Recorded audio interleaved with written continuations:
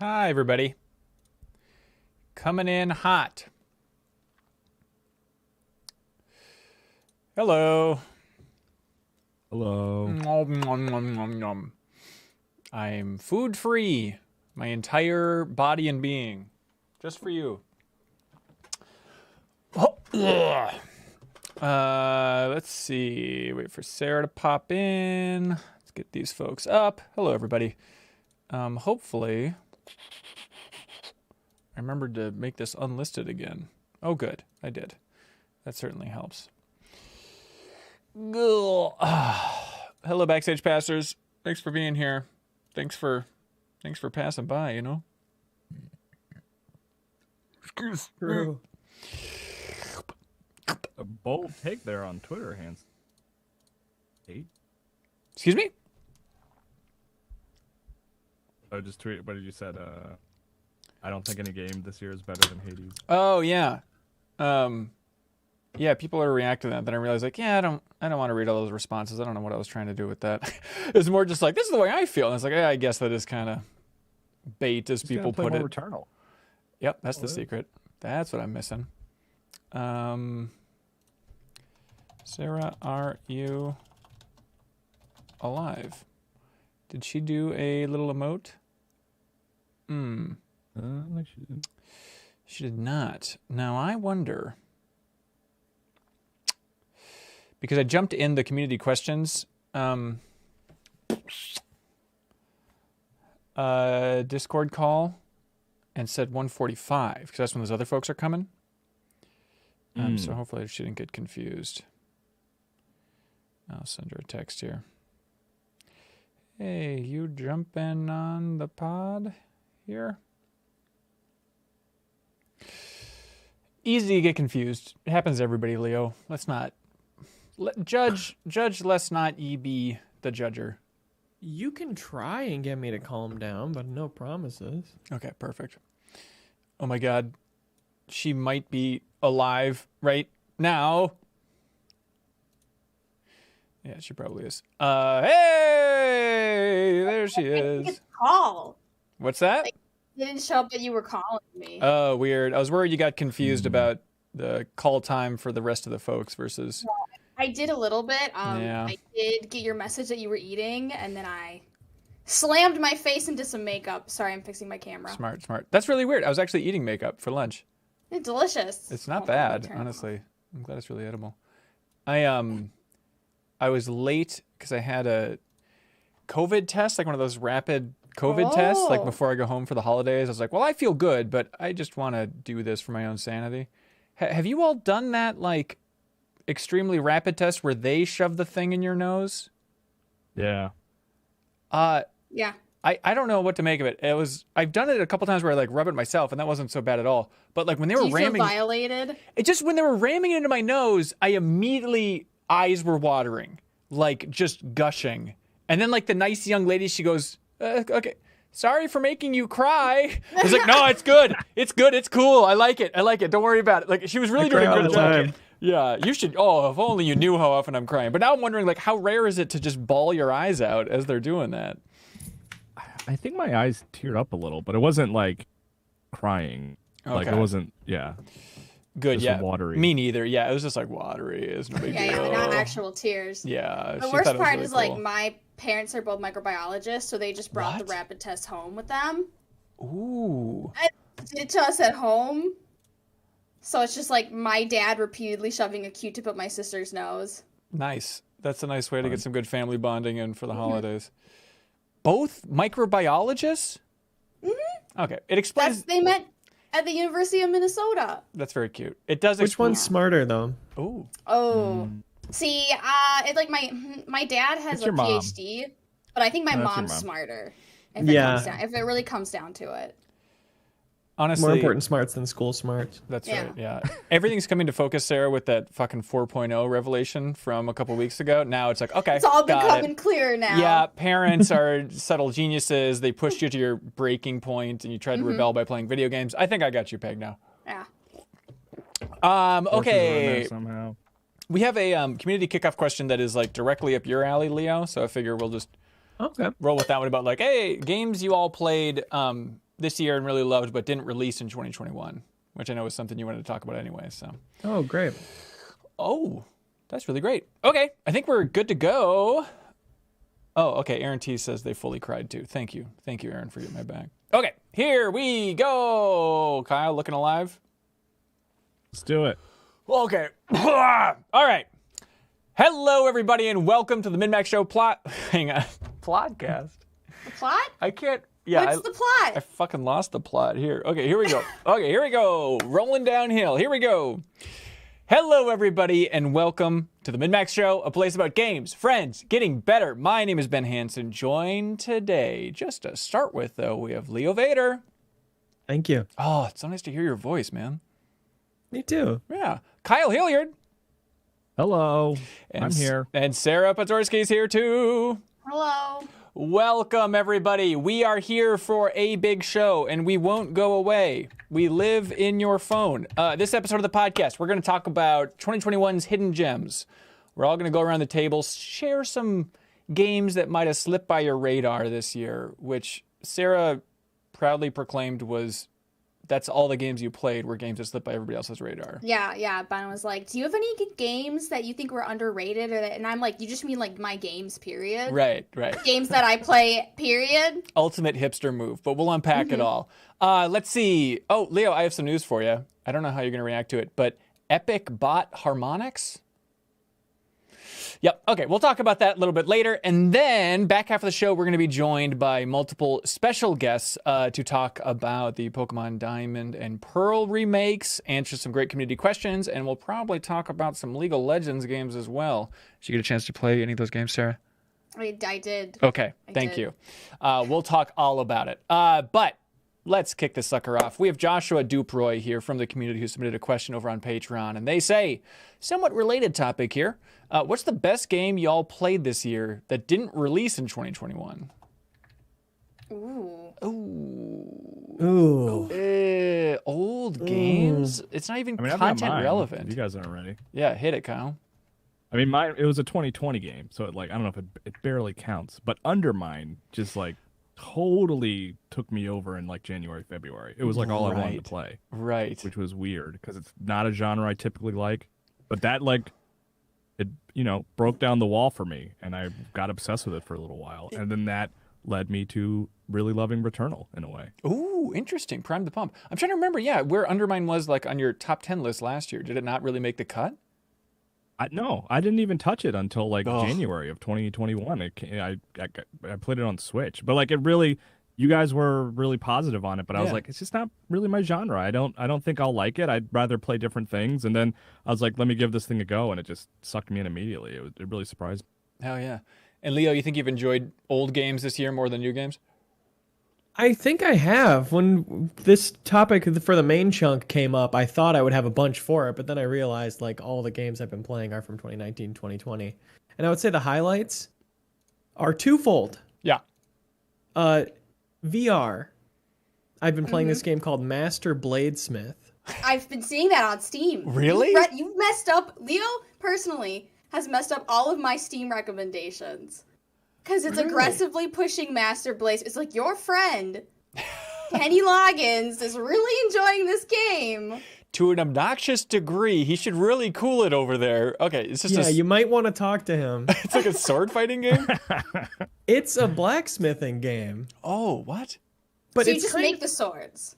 You make the swords. You have your smithing book that you flip through. You put your ore in the thing and put it in the furnace and it melts, and then you put it in the mold, and then you heat up the ingot, and then you bang it out and shape it.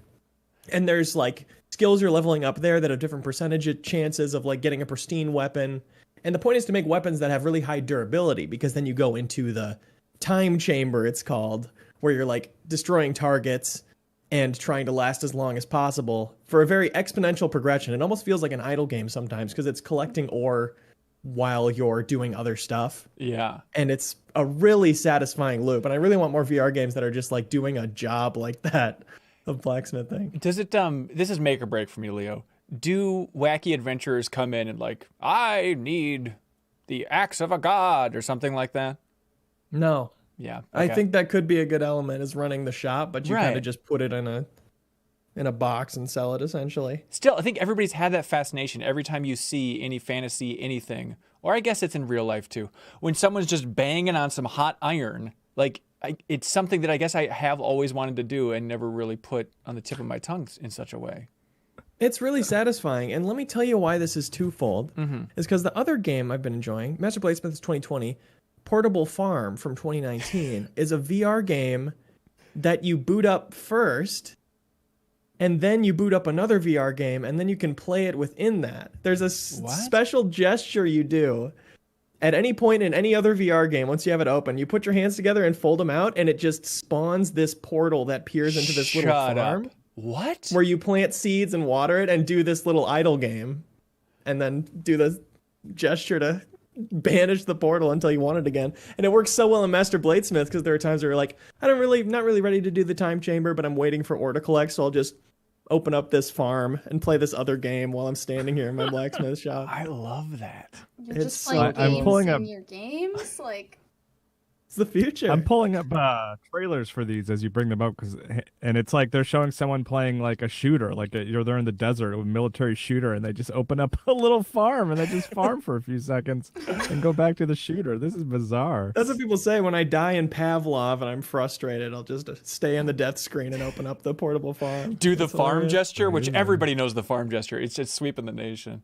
Sarah, I don't know if you're like a VR person, but these kind of sound like Sarah-y games. they really are. I Yeah. really do like those kind of games where I just get to do a little job. You know, like all I do is like work a profession that I don't get paid to do, like repeated motions. Right. So they really do, which is probably why Steam is pushing the blacksmith game so hard on me, despite the fact that I do not own VR yet. Yet. Interesting way to frame it. Okay, we have so many games from this Is year. Master Bladesmith on Quest, or that's just Steam? It might be just Steam because it's early access. Oh, okay. Sorry, Kyle. No good. No good. That's, Airlink. Sorry. Got to come to Quest. We do have. Sounds like a lot of work, Leo. It's amazing how little work it is. I need to try that. I need to play some more Alex with trying that out. Oh, yeah. It's awesome.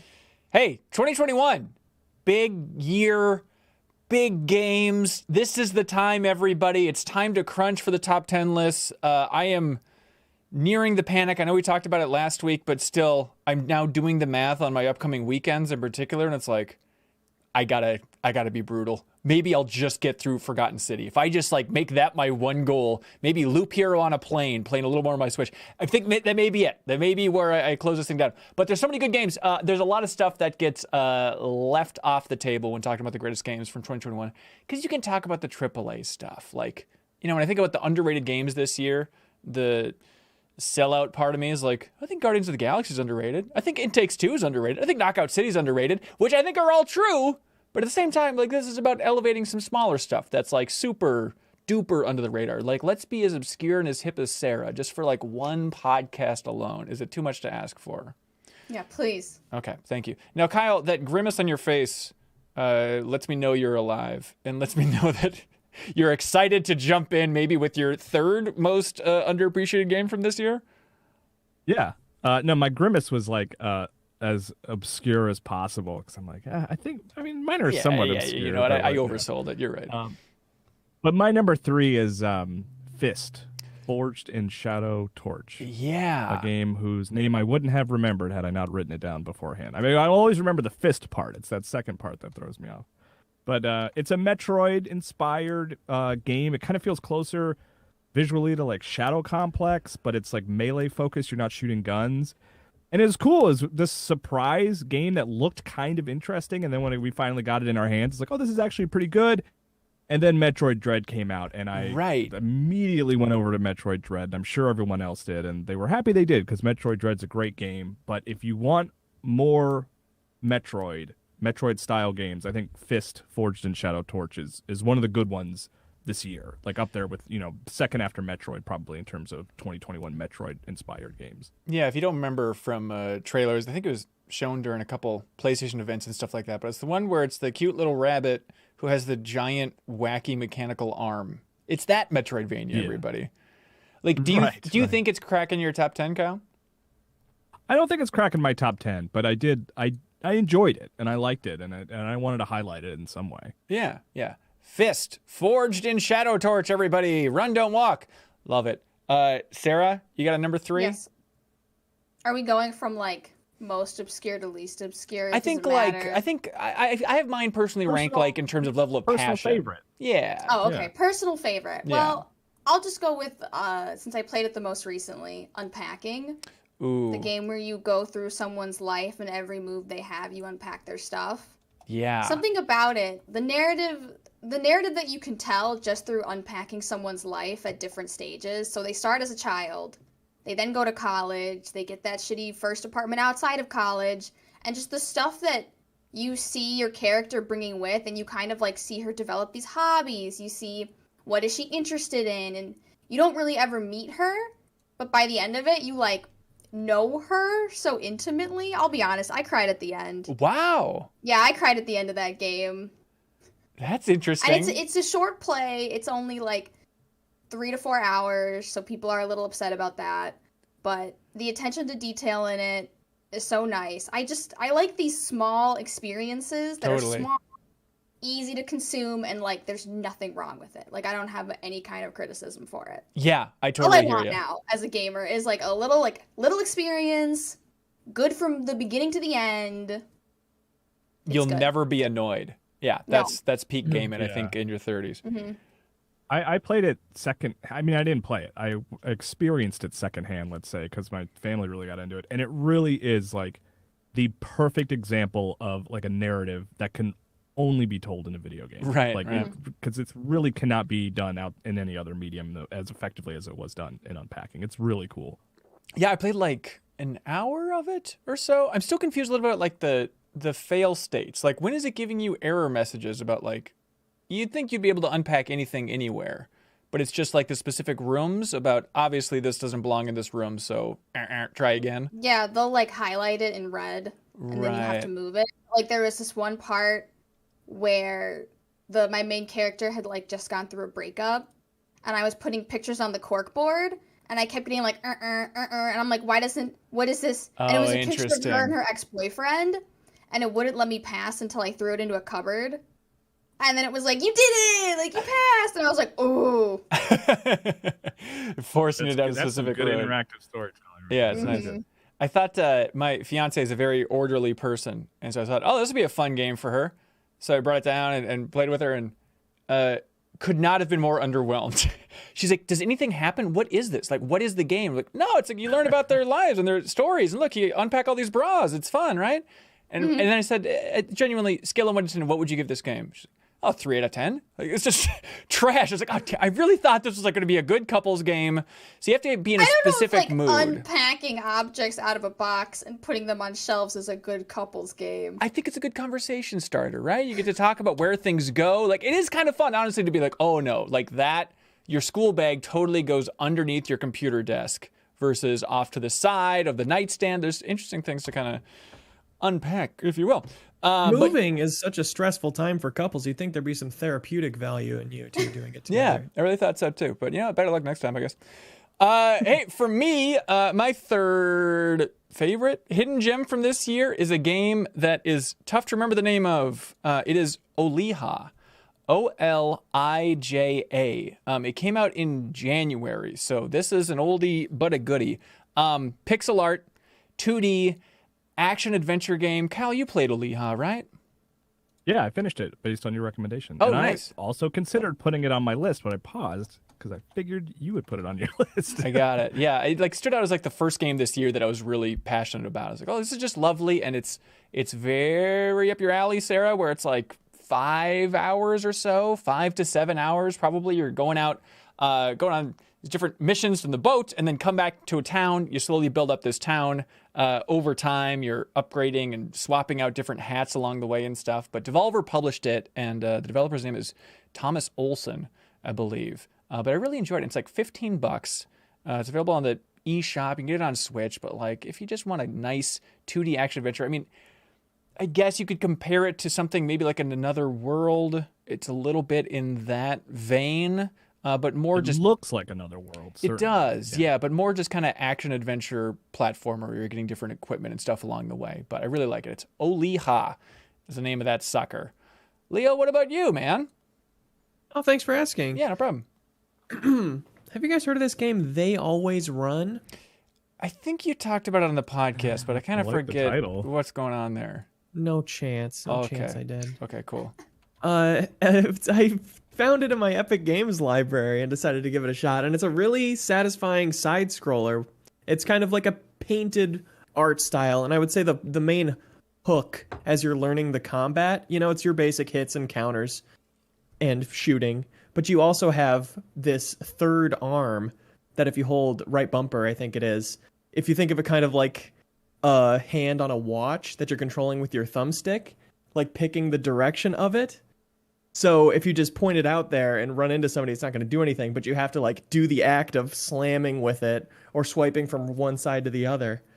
And it's a really cool tactile element of the combat. And it's about like quick restarts and mastering little scenarios.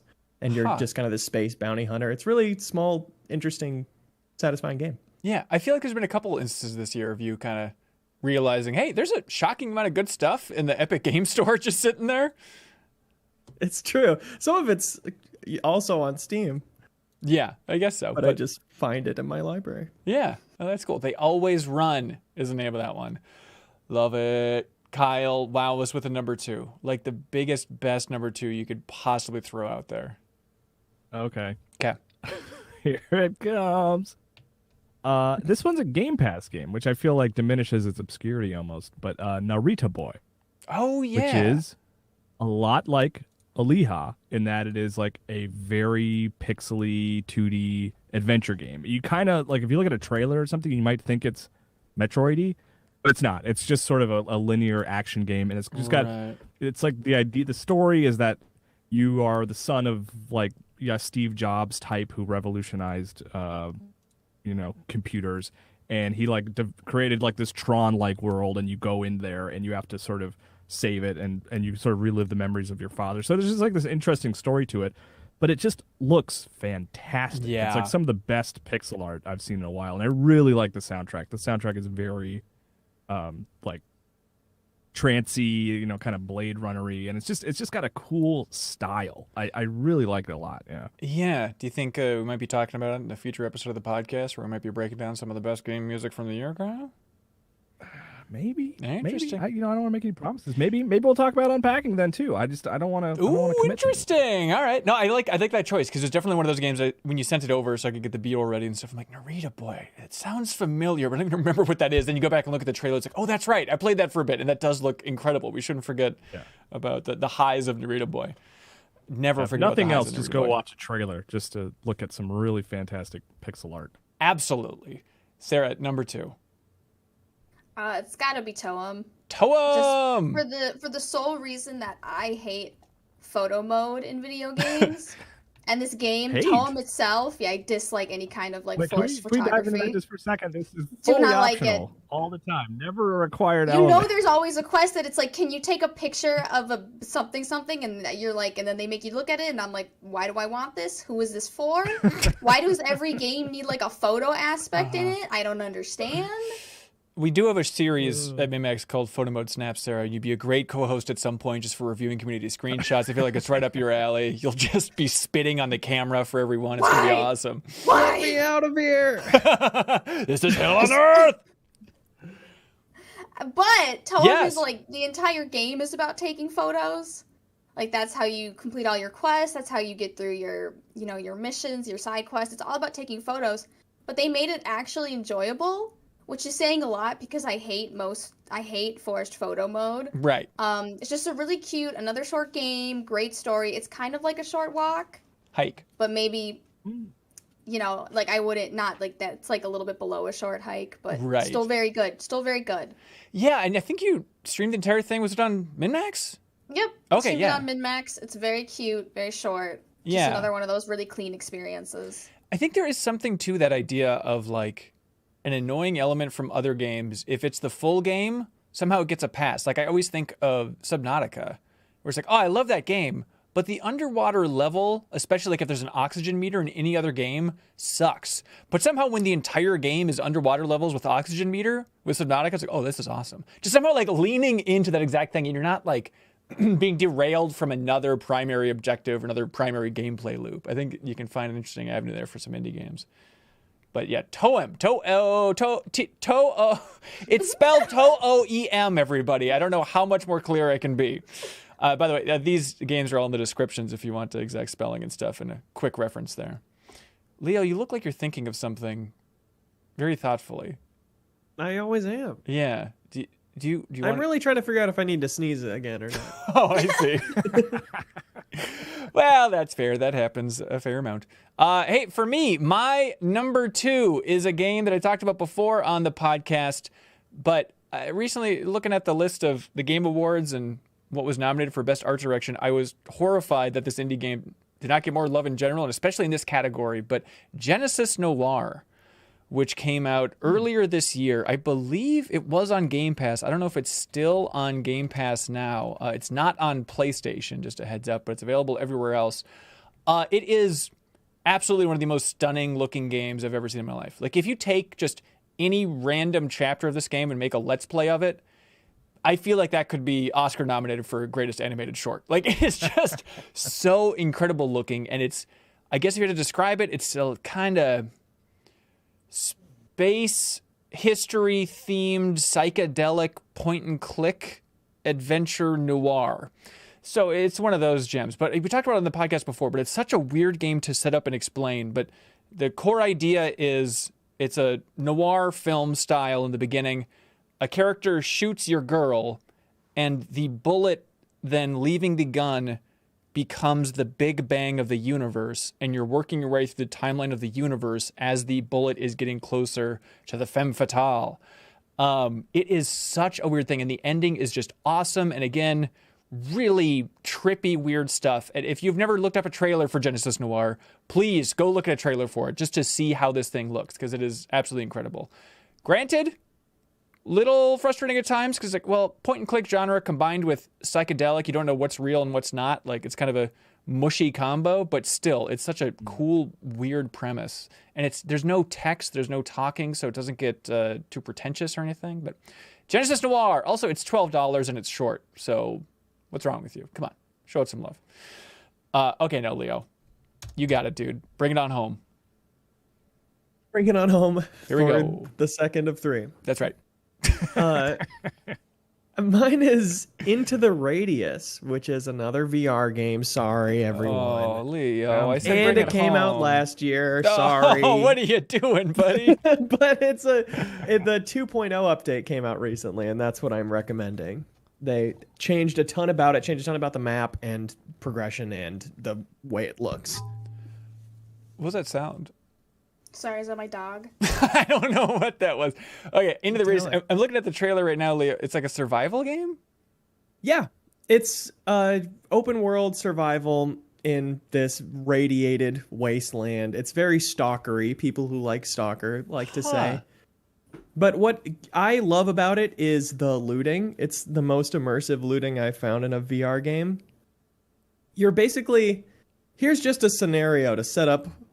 To encapsulate a lot of things about it. Yeah. I'll be like stranded in the dark. I'll have stayed in the radius too long. You know, you can leave and go back to bed or whatever, but I've overextended. Now I need to find a safe place, and I'm inside this big tent. I'm creeping along, and I'm like, okay, this table, I can kind of look at the loot I've got and get it sorted. And so I'll take out my flashlight and set it on a shelf to illuminate the area. And then take my backpack out, put it in front of me, and it'll stay right there. And I'll be picking things out of it. And you'll have to kind of arrange things. You'll be like, I'm going to have my food in the upper left of the backpack. That's good. And my ammo down here.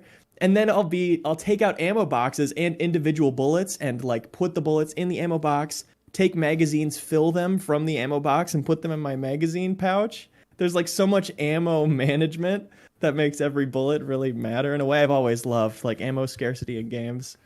Where do you find these VR games since no one on Earth is ever talking about them ever, Leo? I just searched the VR tag on Steam a lot. and it still never puts VR games in my discovery queue. I'm trying to tell it I only want VR games, and it's they're sending them to Sarah. Yeah, they're all in mine, actually. Yeah, it's a colossal mistake. Huge misstep. We gotta trade. Leo, I just looked this up. This is another VR title that's not on Quest, so I really need you to just start recommending Quest games, okay? It'd be nice, man. Right, man. It'd be really nice. Are you at a point, Leo, where you're like just in a constant rage at society for not getting into VR more? Like, do you think it's stupid that that half of this podcast doesn't have some VR stuff, or is it very much like, this is my little thing, and I understand I'm a little Quirkzilla over here? I don't know. I definitely don't blame you guys or Okay, anyone thank for you. not getting into VR in its current state. I'm honestly very satisfied with how it's progressing. Like, so many new games that are so interesting all the time. Clearly, there's some people out there who are buying them, so I'm not too worried, I guess. In theory, yeah. All right, that's good to know. All right, Kyle. Number 1, the humdinger itself.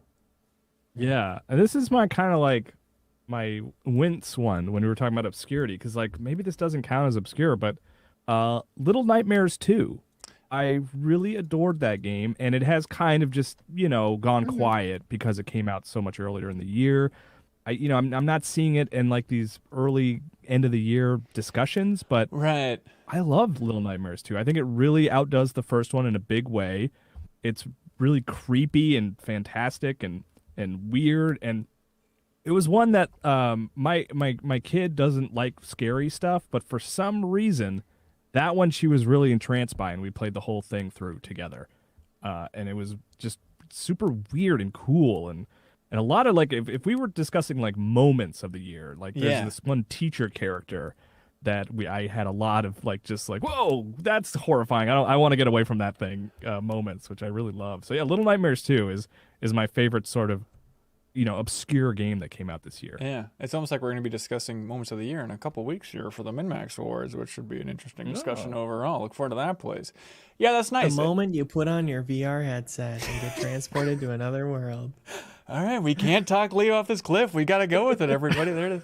No, I think you're right. Let's give it number 10 like we do every year. It'll be fine. I'm always fascinated by that discussion, Kyle, about like, this game, it seems like it kind of fell off the radar. I guess people aren't talking about it this deep in the year, but it's like, I don't know, what game from earlier this year are people still talking about? I think that's just the nature of the business, right? Is just everything's going to be flash in the pan. I still like Resident Evil Village is showing up on end of the year lists and stuff like that. Those AAA games stick around, but if you're not AAA, even if it's really great, I feel like it tapers off. Like Valheim, I feel like has tapered off a little bit, even though that was huge earlier in the year. Right. Yeah, I guess that's fair. Okay, Sarah, number 1. Okay, number 1. This was my biggest surprise of the year that I enjoyed it, and I enjoyed it a little too much. Do you ever feel like you're enjoying something a little too much in a game? Because it's just kind of a dumb game? To reflect on yourself a little bit of why you enjoy this so much? Yeah.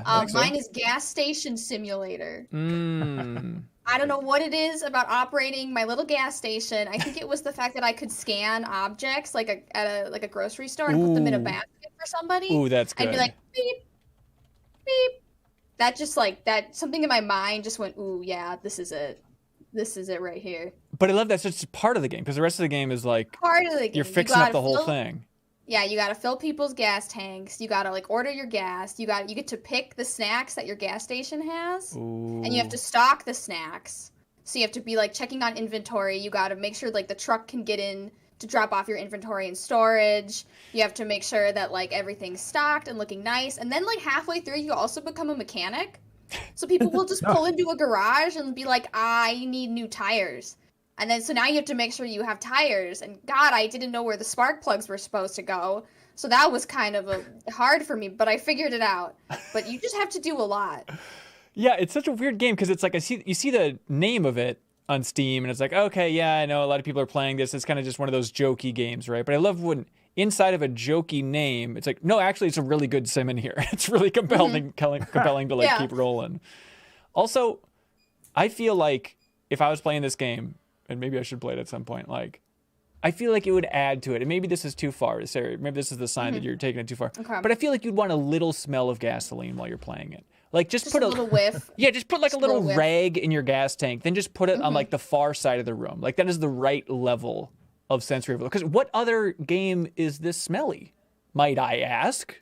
Like, it has to be like the most like iconic smell Mario to a game. Land. That's right. Didn't forget about that. That's a great point. All right, my favorite little hidden gem from this year is a game that I've probably talked about too much, but I won't stop. This is Before Your Eyes. Oh, here we go. I was like, what's going to say Before Your Eyes? Save it for the Game of the Year debates. Before Your Eyes, we've talked about it. Jacob Geller was on the podcast a while ago to talk about it as well. This is the game that is a very tough name to remember, but is the game that you control by blinking.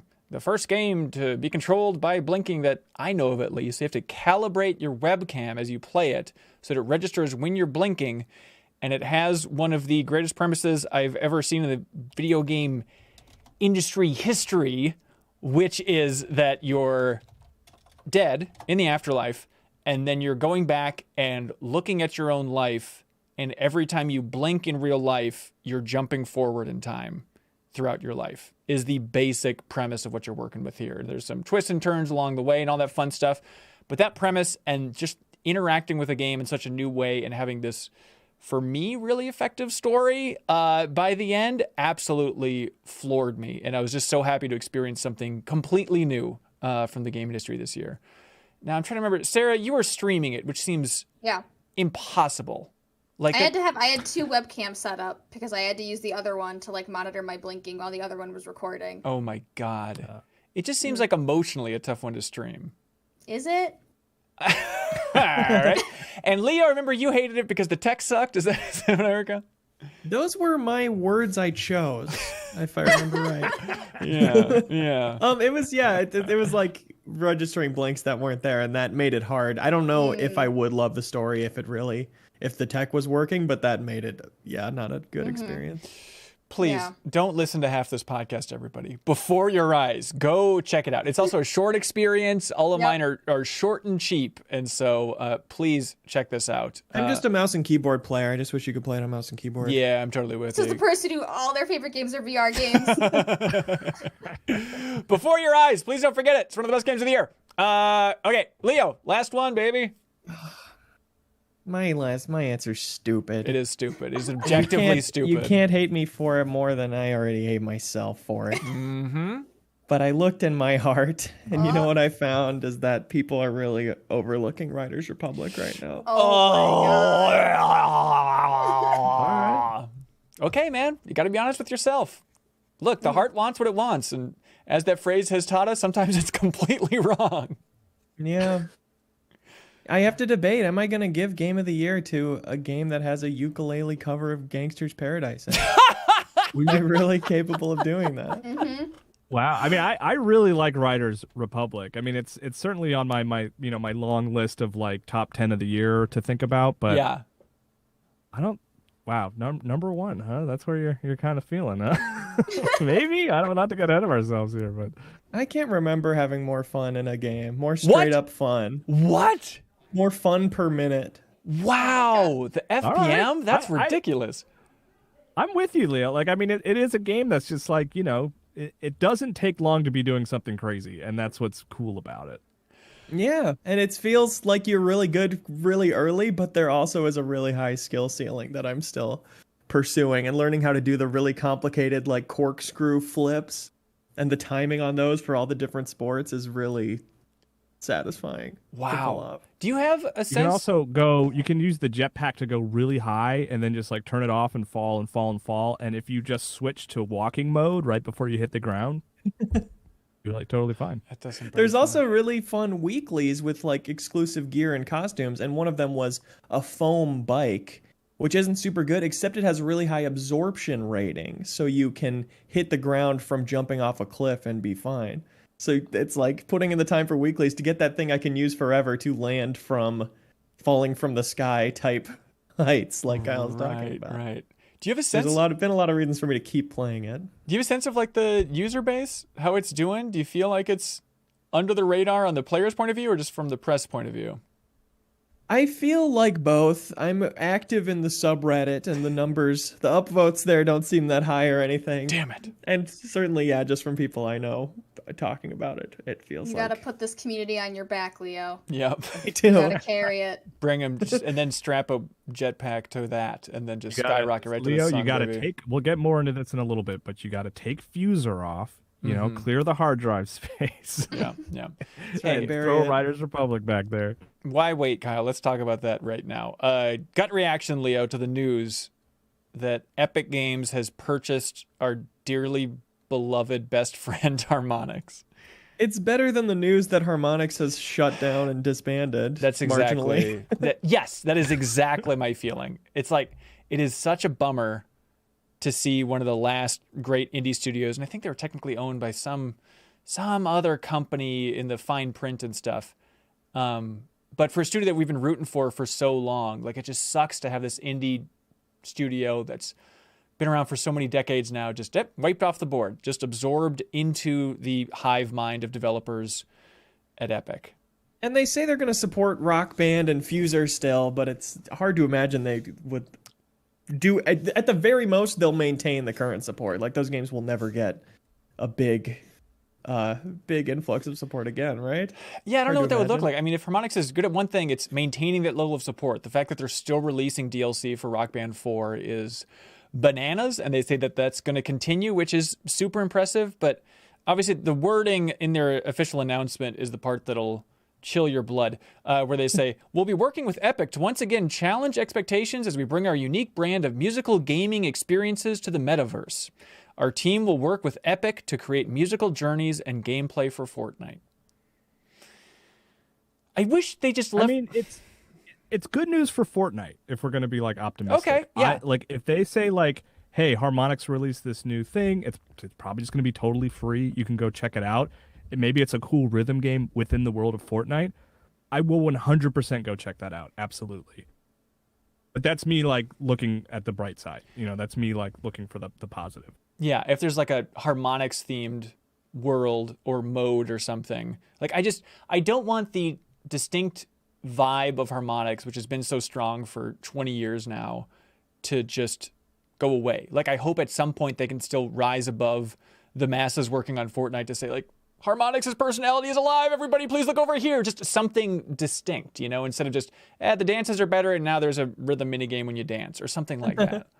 The way I feel about it is like the drop mix Fuser automatic remixing tech they've had. It feels like the discovery of unlimited energy or something. It's like this beautiful invention that this one company magically made work. And there are so many other applications for it, and I hope they manage to find those, and like maybe Fortnite gets that kind of tech out there and we start seeing different uses for it. I hope that tech that they have blown out of the water survives. Yeah. And you're right. We should focus more on the fact that a lot of these people still have jobs. Who knows? Well, I think it's pretty safe to assume that it was a tough world out there for an indie studio like Harmonix, and they've been struggling, and Fuser was maybe not the colossal hit that they were hoping for and stuff. So it's nice that it can carry on, that they'll retain the developers they still have and stuff, and maybe they could make a standalone project in the future. Maybe they could bring Amplitude to PC, to the Epic Games Store, just something like that feels cool. But it is like, it's that weird trajectory for studios that are being purchased, like the longstanding indie studios. It seems like if you're an indie studio, a bigger indie studio, and you're working on a VR game in the last 5 years, there's a good sign you're about to be purchased or have been purchased. Think of like Ready at Dawn, like descending into the VR world, even like Insomniac, like everyone was just scrambling for any place where funding was. And it's like, hey, the VR world was that space for a while, and Harmonix was pushing hard in that direction. Now it's like, okay, you can't survive out there. You got to get eaten by the bigger fish. Interesting. Yeah. They should have bought Beat Saber day one. They should have said that's us. Yeah. Harmonix or what? I mean, that Harmonix, is something yeah. that I thought about a lot. Well, I mean, the fact that I'm going to have to Google it here. What is Audica? Is that what it's called? Yeah. think so. Yeah. The Harmonix VR game? Like, Right. I found that game to be underwhelming, and I go back to it every couple of months and be like, is there something here? Do I like this? I feel like I should like this, but it feels like when Beat Saber came out, it was like the boat was missed. Like Harmonix should have been sort of on top of that. But I guess they had a Rock Band VR, but it was really just kind of a port of Rock Band. into VR, but yeah, and they had like a Sing VR game. I feel like they kind of missed the mark with VR. Audica just did not do it for me. Yeah, and it's tough to say. Why didn't you create that one brilliant VR game, Beat Saber? It's like, yeah, you can't put that on them. But I hear you. I guess I'm not even saying they should have made Beat Saber. I'm just saying they should have been they should have had a stronger stamp in VR before Beat Saber. Maybe it would have been Audica first, but it felt like they were late to what should have been their party. Yeah. Well, hey, congratulations to Harmonix for still being around, and good get, Epic. You got us, you bastards. All right. Let's see. Leo and Kyle, do you all want to clap on out of here, even though we've enjoyed your company in such a huge way? Here we go, Kyle. Let's go, my friend. That was beautiful. What a beautiful downer note for you to clap out on. Touching. Sweet. All right. Thanks, folks. Bye. Later. Bye. All right. Let's add these freaks into the call. Let's see. Ooh. Let me just hang up this call, and then I'll just call that other big group thing. Okay. Oh, don't tell them I called them freaks. Please. Thank you. Sweaty Matt. Bunk, bunk, bunk. All right. Here we go. Hello. Sarah Pazorski, what are you doing here? Right on time. Oh my gosh. Hi, Nicole. Yay. Welcome. Sorry we are a little bit late. Hello, Adele. Hello. Welcome. Sorry we are a little bit late. Let me see. Odell, do you have the right mic set up there? It sounds like it might be a different one based on the fact that there's a cool looking mic arm there. And just a heads up, you all are technically live for folks at the $10 tier on our Patreon. So they're all screaming hello and appreciating the cool arm movements, even though it's half out of frame because I haven't adjusted this yet. Let's see. Nicole, Sarah, you two were on the Pokemon podcast a while ago together. Yes. And then Odell is a former Game Informer intern. Welcome, Odell.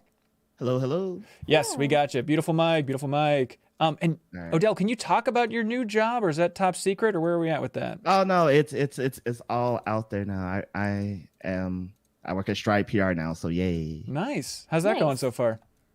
So far, so good. I'm a week in. I'm an account coordinator. You know, I'm sending all those fancy emails now. Ooh, fun. All right. What's your sign off? Are you like best? Cheers. Ooh, interesting. Like, yeah. I am best. I am a best believer. Keep it simple. Be best is kind of your motto. Yeah, you're always saying it. Sweet. Nicole, do you want to cut to 5 so I can get the audio? 1, 2, 3, 4, 5. That is good. Little background noise, but I think that totally works. Okay, sweet. So we'll do all these. Then we have community questions. Got some fun ads, stuff like that. All right. Sarah, you haven't played the Pokemon remake, right? No. Okay, great. So your job is just to sit here and crack wise at every opportunity. Nod. Great. And Nicole and Odell, please jump in. Don't make this seem like 20 questions on my part. So jump in. You all are the Pokemon experts, so carry this discussion wherever the hell you want to do it, as often as you want to do it. I found my April 2007 guide.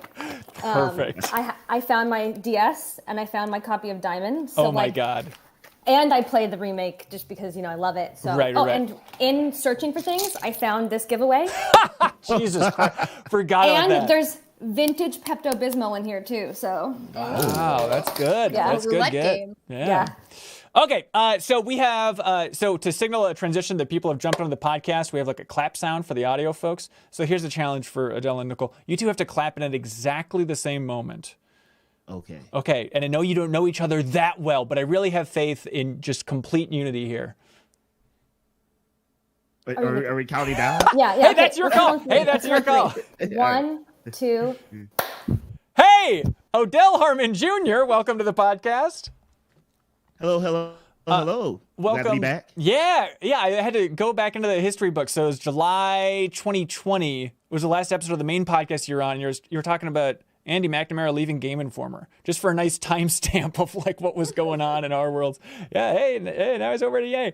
And then, not to be outdone, we also have Nicole Zobel. Welcome back, Nicole. Hi, thank you for having me back. It's so nice to be here. Yeah, absolutely. It feels wrong to talk about Pokemon without you both, really. Yeah. I mean, I had a different Pokemon shirt on earlier, and then I got too sweaty looking for my old DS, so I had to switch to a new Pokemon shirt. So, like... That's the right level of commitment that we're looking for. And did you find the DS? I did, of course, yes. Okay. It's charging. And it's like is that like a custom-made Birdo sticker on it? It's like an I Am 8-Bit sticker pack from like 15 years ago. Oh my God. Back when their main brand was freaky Birdo stickers. But oh man, they've come a long way. Nicole, people might remember you from previous episode of the MinnMax Show podcast or back in when you reigned over podcast land with Weekend Confirmed. Yeah, and did some GamePro, did some G4, did some Shack News. Yeah, what are you doing now? So last we chatted, I had gotten laid off, and turns out still don't have a job, but I'm loving it. I'm trying to break into TV writing, so I've written a pilot, and I'm working on my second pilot, and I'm just trying to be creative, and I like binge TV shows like Law & Order and Lucifer, and water paint, like watercolor. So like that's... You're living the dream. What am I doing? Yeah, I'm having a live, laugh, what is it? Live, laugh, love? You're doing a live, laugh, love right now. I'm having that. You're live, doing laugh, like an Lucifer. Eat, Pray, Love. There it is. It's very impressive. Odell, you have the Full Circle podcast. Still going strong despite your new job? Yes, still going strong. It's on break for Thanksgiving week, also because I got a new job, so it's been on a 2-week break. But it'll be back next week for those wondering. Still there. Nice. Still alive. How's it going still over breathing. there?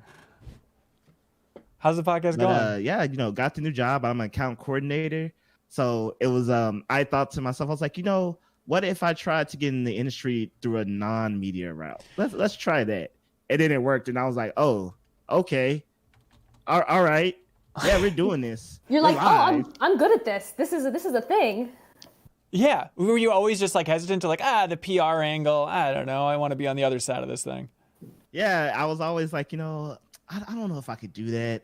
That's not my wheelhouse, right? But then I got to a point I was like, there's nothing wrong with taking an egg out of the basket where all your eggs are and being like, maybe this basket.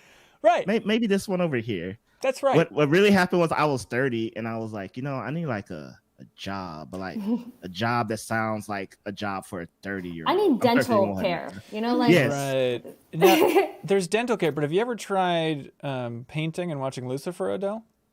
Oh, I have not. One, I can't draw to save my life. All right. But I mean, I might watch Lucifer. Okay. If it's good. All right. There we go. Most we could ask for.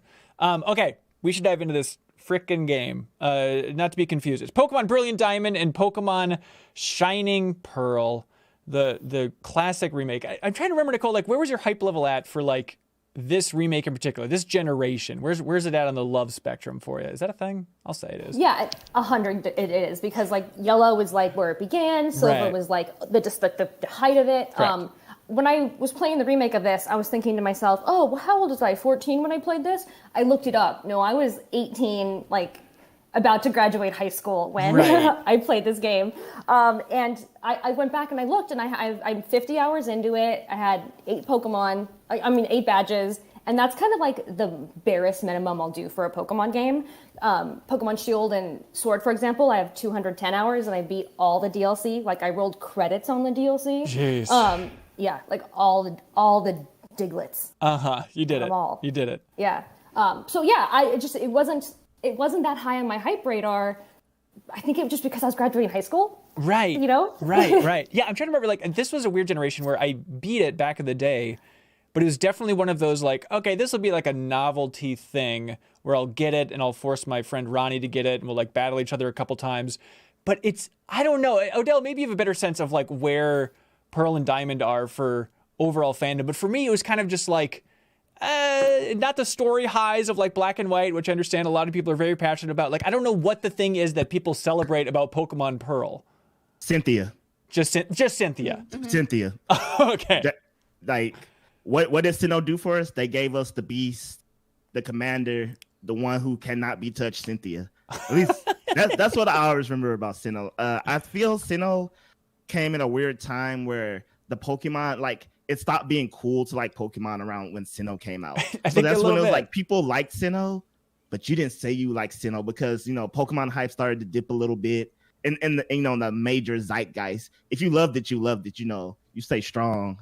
Kept my love genuine. Hey, no but doubt. you know, that was the dip where, you know, it stopped being cool. Black and white, which I think is highly underrated. You know, that's why I think Black and White didn't do so well, because it was part of that dip. And you know, X and Y came out, and it was like, oh, okay, 3D and stuff. They were trying, but now we're back at like the heights of like the original, just all across Pokemon fandom.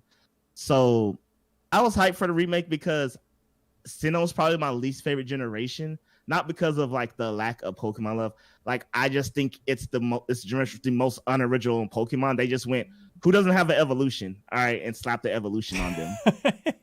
But the remake has been a lot better than my original run with the game. Oh, really? Yes. Why is that? Because the Chibi art style, Chibi? Yeah, Chibi. Yeah, the Chibi art style is like 10 out of 10 great. More games should do that. I love it. And just the quality of life changes that they added. Because like I said, when the 4th generation first came out, like Pokemon hit like a real stagnant turn. So, but now, like, this is the game I feel like it should have been, because none of that stagnation is there because of the improvements. So it's a much better experience. And like I said, my biggest gripe with the region was it's the region with the most unoriginal Pokemon. Yeah, me. This is like the Bidoof generation, is that right?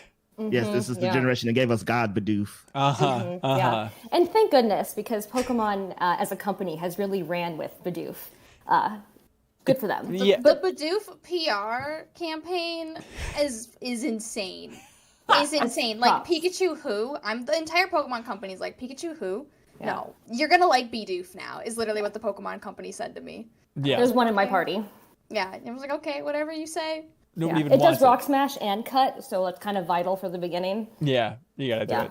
But there were 2 points that you made that one I agreed with totally, and one I was kind of like, one is totally the upgraded upgrade of life changes, things that they carried over from Shield, being able to access the box anywhere. Like, I acted it out. I don't know why. But like those kinds of things I so appreciate, but I didn't love the chibi art style. Oh yeah. And then I felt like I probably would learn to like it had they committed to it, because as soon as you go into a cutscene or a battle scene, it's the exact same animation from Shield and Let's Go Eevee. It's like it's like a completely different art style. So it's like they didn't commit, I feel like, and I didn't like going back and forth. It is weird, right? It seems like they just want to keep the engine and kind of assets from Sword and Shield, and even like Let's Go also had a little bit of element of like, okay, this will look a little bit different here.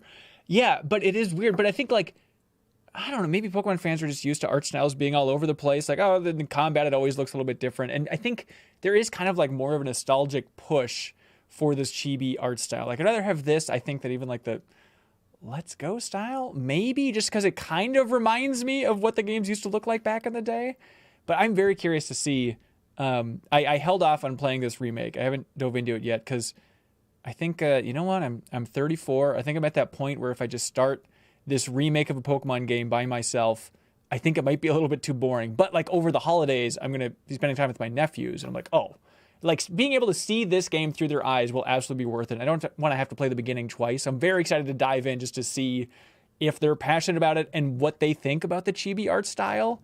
I think kids are probably fine with it, right? Have they played the either Let's Go Eevee or Sword Shield? A little bit of Let's Go Eevee, but their parents are just cruel. My sister is a witch. No, she's fine. But they haven't bought any Nintendo systems for them. So they've only played those games like a little bit over at my place every once in a while. And it's like, That's the same with my nephew. He's like super into Pokemon cards. Yeah. Really likes Pokemon cards. Really likes the show. His parents do not want to give him any kind of like gaming system whatsoever. So it's like you're missing out on like the meat that is Pokemon. Like, you're feeding this kid lettuce. Yes.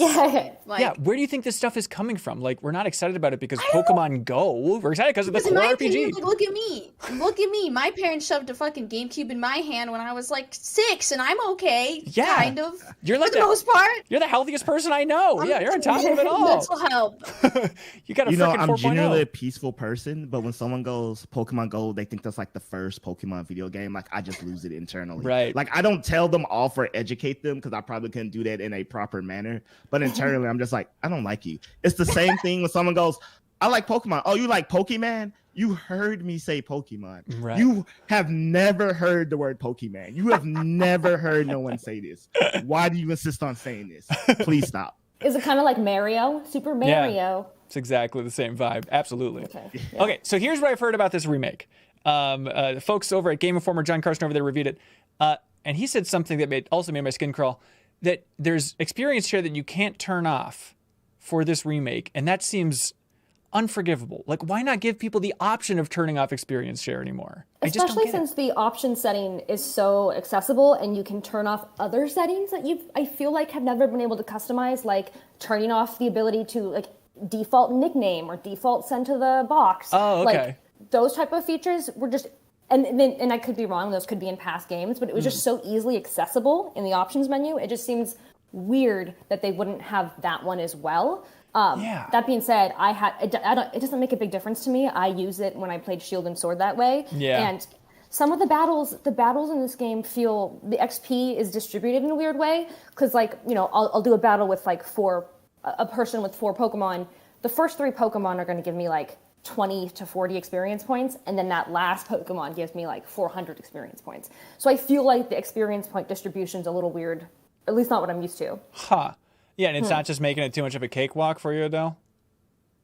Well, Sword and Shield got me used to, like, this is what we're doing going forward. Yeah. So all the gripes that I had with it are just kind of gone.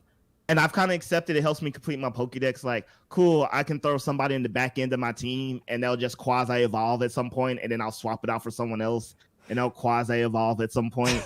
So that's how I've made my peace with it. The only time where it became a real issue is when I get to the post game and I got like start breeding and like EV training and stuff like that. I'm like, okay, all right, I need like half of y'all gone. Right. Like it changed up how I like do the advanced training stuff, but I got over it. It ultimately was one of those things like, no, I don't like this. Like auto saving, I turned it off instantly. I was like, God, why would you do this to me? Yeah. But I kept it on.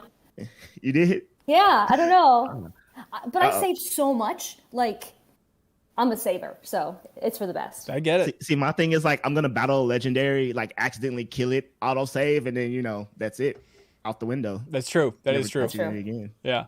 Any other highlights from the game itself, like this time around, that really stands out for you folks? I really like the models. Oh. Sorry, you go ahead. Oh, sorry. I like the Pokemon models. I think they look cool. Okay. I'm not sure if they're reused models or not. I'm pretty sure someone might be like, these are reused. They look good to me. All right. Good enough. Yeah. Nicole, what stands out for you?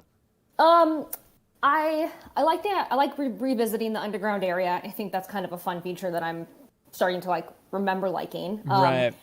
And the big thing for me was that I was not expecting was that after I got my first badge, I was just walking around this flower field, and this old couple handed me a Jirachi and a Mew out of nowhere. And there was no fanfare. There was nothing. No one cares I have a Mew. And like being a also 34-year-old who's been playing Pokemon my whole life, Mew's a huge deal. Right. Like I paid $50 when I got Let's Go Eevee to get like a little Pokeball, to like walk around with. Of course. To get Mew. And so like it was really exciting to get Mew, but it also felt like, you kids, do you know what this means? That's absurd. So there's really nothing to it. They just hand you a Mew?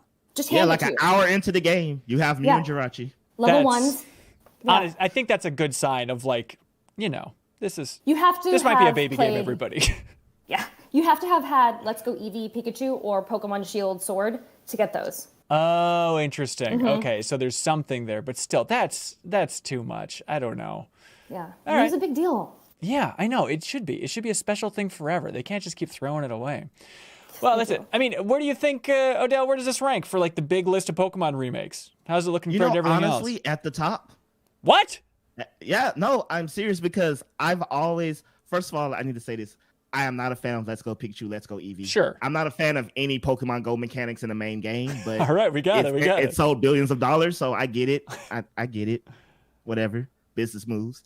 But I've always been a fan. I've always stated that Pokemon remakes, going back to Fire Red, Leaf Green, Soul Silver, Heart Gold, etc., have always felt like too much. It was like, ooh, I want to revisit this region, but now it's like, oh, here's like 3 items that didn't exist. Here's like another 1/5 of the map that was just never there. here's like, mega evolutions and this and that and all this from the newer games. Yeah.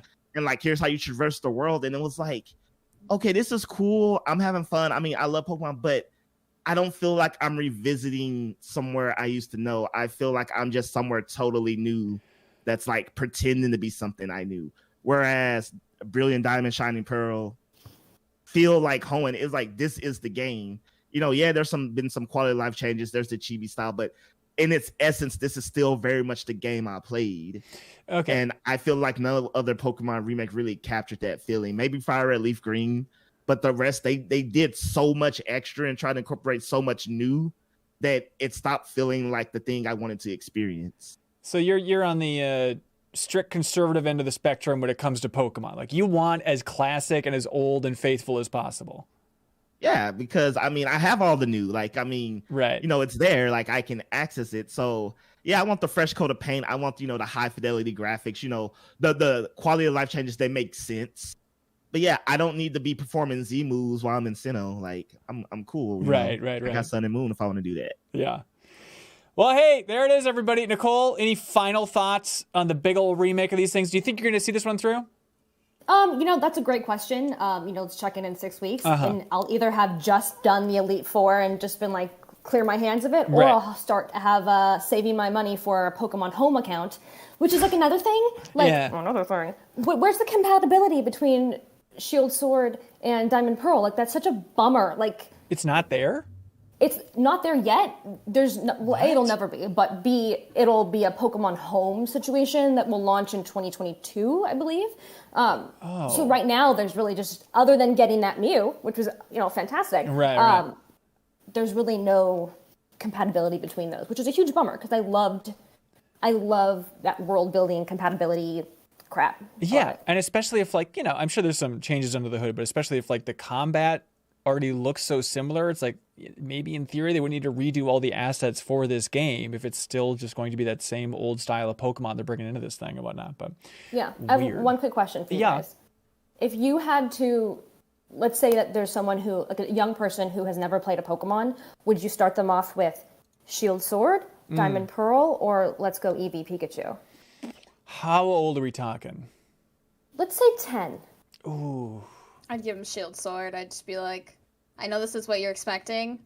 I know this is what you probably... I think I'd give him what I think they would click with the fastest. Right. So I would just go straight to the newest one. Do you think... would Let's Go be a better starting point, though? I worry it would confuse them. Yes, I was about to say that. New games, and they'd be like, what do you mean? Like, this isn't what the baseline is? Right. Yeah. I guess Sword and Shield. And then on some level, it kind of is the baseline because it's like a remake of Yellow. So it's like both is and not. Yeah, it's complicated. I feel like the Let's Go mechanics could confuse people, but that also could be the gap that bridges people who play the mobile game. So yeah, I wonder. I would also say Shield and Sword. Right. I'm going to go with Diamond and Pearl, honestly. Really? Okay. The new ones, yeah. But just because I've experienced people playing Sword and Shield for the first time. And it's a lot to take in, and I feel like it's a lot taken if you literally don't know anything. Right. Versus, I feel like Diamond and Pearl, it's still quote unquote the new game, but it's still so classic without being, because a Sword and Shield, there's so many, there's the baseline stuff plus the new mechanics plus just things I would take for granted because I know them. But I had a friend, she played through it for the first time, and she was just like, I'm so confused. I don't know what does what. Yeah. There's because it really doesn't explain items and stuff like that, but Diamond and Pearl still explains you give a Pokemon an item. This is what a berry does. Oh boy. It still has that These that are poffins. Baseline stepping stone thing. Right. Where Sword and Shield's bruh, you just gotta know that stuff by now. And here's Gigantamax. You need to learn that. And we assume because people always say Pokemon hold your hand. And yes. I'm you only say that from a standpoint of already knowing that stuff. Because I've seen plenty of people know nothing and go in and be like, I don't know what I'm doing. That is true. Yeah, you think it's hand-holdy, but then, Sarah and I played some Star Stable Online this week. Oh my God. A game designed for 8-year-olds. Have you recovered from that? And Have you recovered No, I haven't. I was emotionally and mentally from that? I was genuinely confused about what to do. It's just a nice reminder that, like, yeah, even though it's some basic stuff for kids, if you're going into this thing you're not used to, you can still feel like a complete idiot in it. So yeah, it's a nice lesson for everybody. Hey, Sarah, speaking of feeling like a complete idiot when it comes to game universes, this League of Legends nonsense. Yeah. Mm-hmm. Okay. Yeah. It's absolute nonsense. It has been this world that I have been aware of. Have you on never the played side. League of Legends? No. Ever? No. Never have I ever played League of Legends. Okay. I think that's correct. I think I've played. Kind of a miss there. Yeah, I think culturally I really blew it. I played like a couple rounds of Dota 2. And It doesn't count. Are you sure? Can you check the fine print? It might count a little bit. That doesn't count. As someone who also played Dota, it does not count. Yeah. Okay. What's your history with League here? I started League in the year of 2011. Uh-huh. And I allowed it to ruin my life for, I want to say, like 4 years. Wow. So this was like way back when like it was still it was like just jumping off and becoming like an esport. Right. Like I remember the first like big tournament Riot did. It was outside and like nobody could see their screens because it was outside, and it was just kind of a mess. But I stopped after 4 years because I realized it was like ruining my life. Because you're just getting too pissed about it and spending too much time with it. It's just a little toxic. Okay. I didn't like need that energy, especially in my like, freshman, sophomore year of college. Yeah, that was rough. Like energy that I didn't really want to invite into my life. Yeah. And I stay on top of it. I've been like sort of like on the sidelines, like most League of Legends fans are. You play it, then you stop because you realize it's toxic, and then you just kind of watch. Like you still kind of keep up to date with stuff. A lot of my job when I was working at my agency was esports. So I still had to know what was going on in League of Legends. Right. So I know what's going on, and I just want to say thank you to Riot for allowing me to consume League of Legends in a way that doesn't make me play League of Legends. This is the thing. Okay, so they have been pushing in a huge way. It seems like this last month has just been this explosion of stuff where they've teased projects in the past. But first of all, they got Arcane on Netflix, which is an animated show. Nicole, have you checked that out at all? I haven't, but Netflix keeps telling me it's #1. This is recommended, 99% match. Yeah. Like, okay, Netflix. And it seems like one of the greatest adaptation of games out there. I understand it's confusing. It's just like a couple of characters, Vi and Jinx. I think it's kind of their story. The sisters there. Is that right, Sarah? Yeah. I mean, it's basically the story of like Piltover. So there's a lot of different worlds in Runeterra, the League of Legends world, and this is specifically Piltover. Okay. Where it's like, it's kind of like sort of more of like a class issue where like the people who live up on the surface, you would like it. It's like kind of like Final Fantasy VII. The people who live on the surface are really rich, and then there's people who live underneath and they're getting sick and they're poor, and there's kind of like some class issues going on. But if you don't have to play League of Legends to watch Arcane. Yeah. But you sort of like, because League of Legends, like when they release a champion, they're like, here's a paragraph of lore. So people who play League of Legends don't even know the lore of League of Legends. So you kind of get like a feeling for the characters, but it's been really nice to see them a little bit more fleshed out in Arcane, especially like Jinx and Vi, Caitlyn, Jace, and they have a few Easter egg characters in there too, where you're like, I think I'm supposed to know who this is, but they haven't like dropped the bomb yet because maybe you don't know what their face looks like, maybe they get in a horrible accident. So definitely check it out. Yeah, there's not too many episodes. There's like 9 episodes. And people are gaga over it. Like it's sitting at 100% on Rotten Tomatoes for these episodes. I watched the first half of the first episode, which I understand is just a coward's way out here. But the animation is ridiculously good looking. It's 3D animation, but it looks like 2D. Like some of the backgrounds are 2D. It almost has like a Spider-Verse vibe to some of it. It is bananas, and it's this French studio called Fortiche, I think is how you pronounce their names. It's unbelievable to look at. Like a lot of things in this episode, just look up a trailer for Arcane if you've never checked it out, because it's amazing. And that is like, oh yes, Nicole. I opened my mouth like I was going to talk. No, I was just wondering, like, I feel like Blizzard did such a good job with their character vignettes that they did over the past, 5-6 years. And this is such a step that taking that direction, taking that idea and taking it such a big step forward in the next obvious progression. I wonder if Blizzard feels like they missed out I mean, Blizzard has a ton of problems right now. Well, yeah. But I wonder if they feel like they missed out on this kind of push, because this kind of Netflix deal is huge. And now whatever comes next is going to be compared to this. Especially, there's also the Dota show on Netflix this year as well. And I think absolutely. And again, Blizzard has a lot of other issues, which we should mention. Riot has also had a history of being quite shitty. So please don't forget about that. Don't think this is isolated to just Activision Blizzard over there, everybody. But this larger push. So it's not only Arcane on Netflix, but then also, this really caught my eye. It's up my alley. Hextech Mayhem, which is a rhythm game from the Bit Drip developers.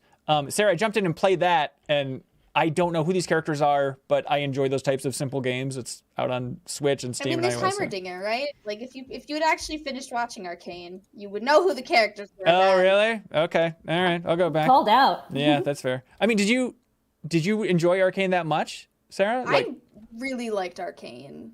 I thought, like, the animation was great. The battles were great. The story was, like, pretty good. I never felt, like, bored watching it. So yeah, I just thought, and it was like great that I can be like, it's kind of like that one meme of like Leonardo DiCaprio sitting on the couch, like pointing at the screen. Right. I'm like, right. oh, is that Victor?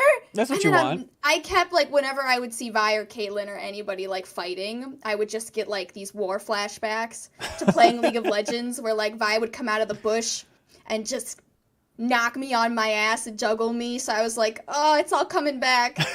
Those 4 years weren't for nothing. Yeah, there we go. Primed you for this multimedia push. But I'm very much the target audience. They're Right. like, you are Riot trash, and you're not going to play League of Legends anymore, so consume our media through a different lens. Smart. And I said, yes, Daddy Riot, I will. Jesus Christ. And then to bring it back to the Pokemon conversation, Yeah. that's very similar to the situation with your niece or nephew, where they weren't allowed to play Pokemon, but they're allowed to consume all the other parts of that medium. So it's really interesting. They're going after so many different demographics, and that will eventually probably Venn diagram in. But even if they don't, it's fine. Yeah, you're bought into the universe. Elaborating on that, it's always confused me because so I might be confusing this with Dota characters or League of Legends because I don't know what universe they belong to.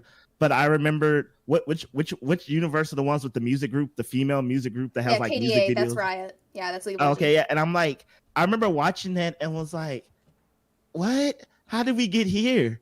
I don't know. How did we get here? You thought it was like, a MOBA. You have like 200 heroes. Some are in a real life band. Some are like doing real. I don't know. It's genius, I guess. You know, it's all making money. But you know, it's like because Pokemon makes sense in the sense that like, oh, you know, that's Pokemon. You look at that. But some of these characters I can look at and would just have no idea what universe they're from, and they're like, oh yeah, that's the League of Legends characters. I'm like, really? Well, I think that's like the challenge for Riot in this era, is to try and like define what is the world look of League of Legends. How could we come up with that identifiable brand where you can jump to any of these games or any of the shows, or the upcoming fighting game Project L is what it's called right now, which seems like it's kind of going for Marvel vs. Capcom vibes. Like, how do you unify this larger world and expand beyond it? But it's just interesting to like have them release now multiple games on Steam, where League of Legends isn't on Steam. I think that's still just the standalone launcher, but it's weird that if you search League of Legends on Steam now, you'll find Hextech Mayhem or Ruined King, a League of Legends story, which is a turn-based RPG. I think it might fall into that camp of like underappreciated stuff this year. I think it had a weird... I think so too. Oh, good. I'm glad you're with me. It had a weird launch where it got out there.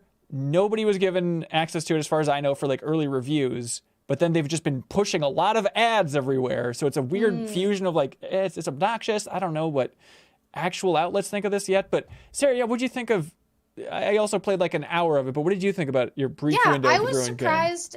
It's got like, it's polished. It's got a good story. It's got a very RPG story where you're in Bilgewater, sort of like a piratey area. And there's this black mist coming and sort of like ruining, killing, creating havoc. And we've got like 3 camps of characters. So the thing I like about Riot is that maybe you haven't played League of Legends since 2011, but they will still give you the characters from 2011. So we've got Misfortune, Gangplank. Like, if you played League of Legends back then, you'll know these names. Right. But then they introduced the newer characters, like the characters that I kind of stopped playing. So you get like a nice mix where you will know somebody, but essentially what it is it's like three camps of characters, and they all kind of have their own agendas, but you can see that they're going to overlap at some point during the story, and they're all going to be like united against some greater evil.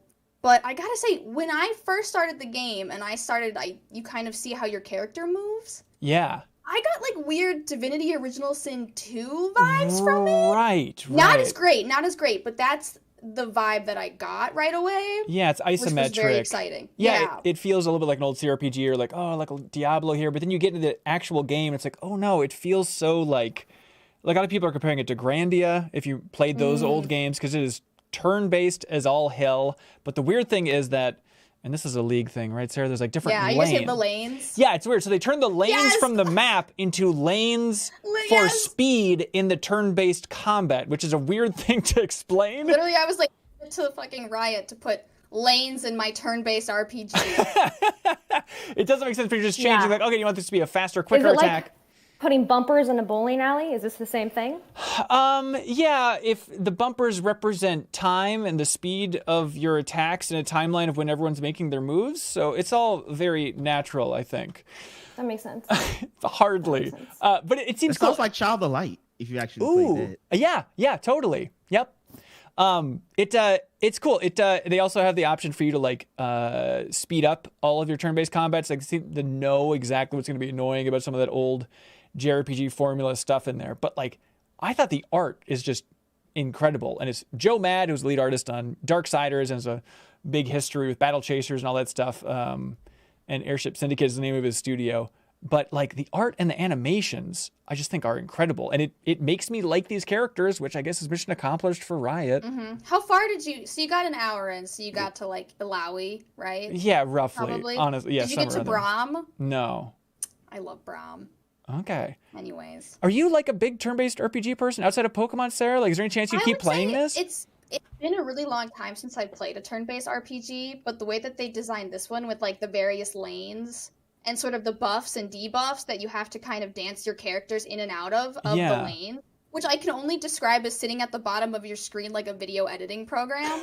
Right. Like I don't know how to describe it, but it made it a lot more interesting than just your turn, my turn, your turn, my turn. Right. You can be like, my turn again.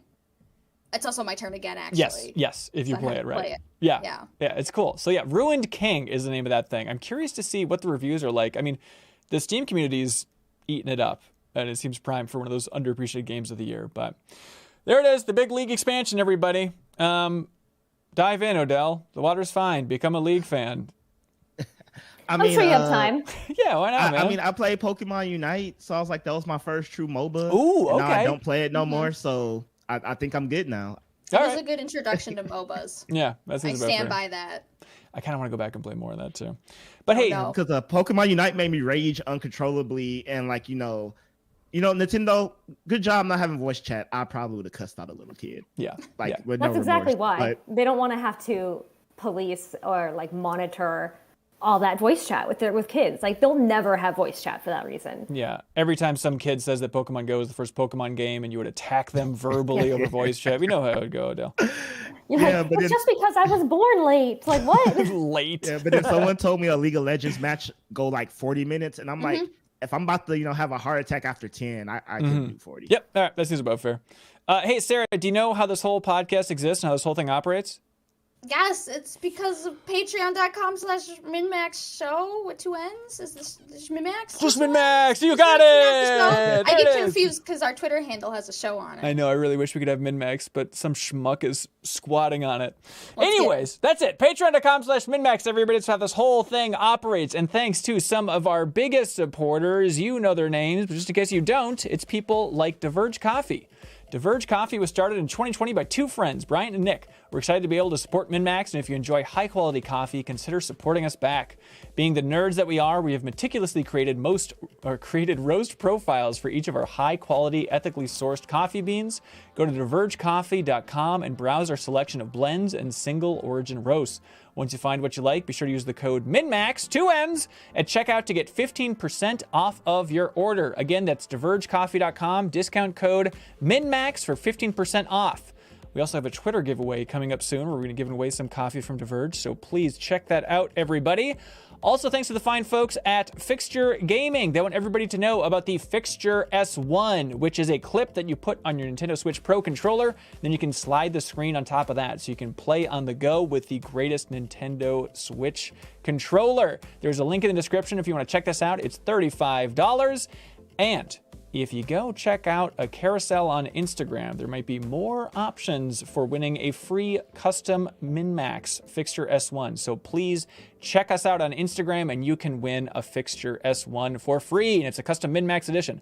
Also, these folks are so nice that we had a contest, a giveaway a while ago on Twitter where we asked for ideas for custom skins. And somebody suggested, like, how about a Thanksgiving themed custom Fixture S1? And the Fixture Gaming folks made it and shipped it out within like a couple of days. So this person now has a Thanksgiving-themed Switch case thing to play with. It's just incredible.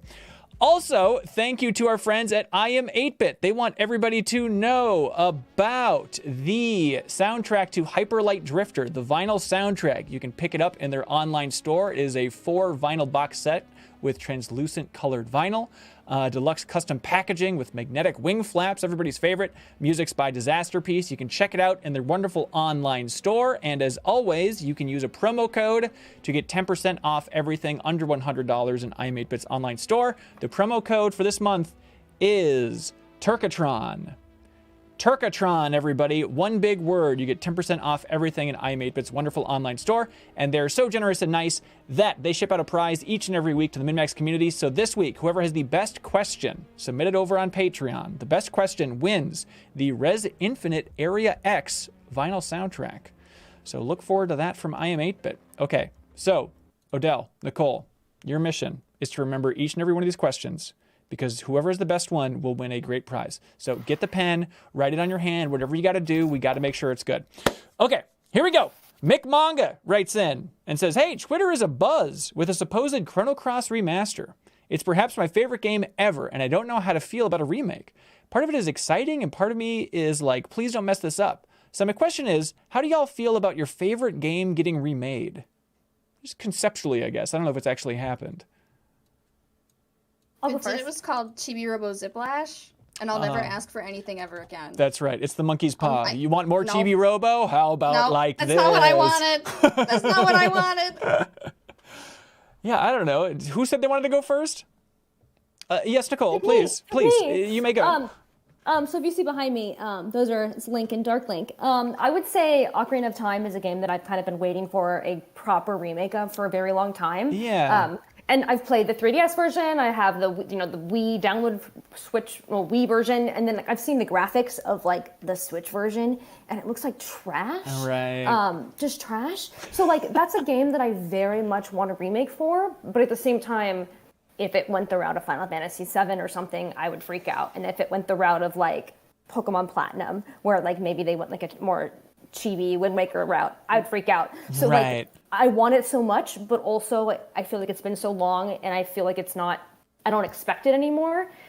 The idea of it not being exactly what's in my head is definitely going to be a rude awakening for me. I cannot imagine. I think honestly their best bet for Ocarina, if they want, and who knows if they would do this because they're trying to push it on Switch now with the Virtual Console and stuff, or Nintendo Switch Online, whatever it's called. Yeah, but like, couldn't they just take the assets from that 3DS one and just like up-res that, just make like basically the 3DS version of Ocarina of Time, just the HD version of that? Because if they try and rebuild it from the ground up, no matter what, Nintendo fans are going to be lighting themselves on fire out in front of their headquarters. Like there's no way it's going to go well. Just go for some simple HD version of what they've done in the past.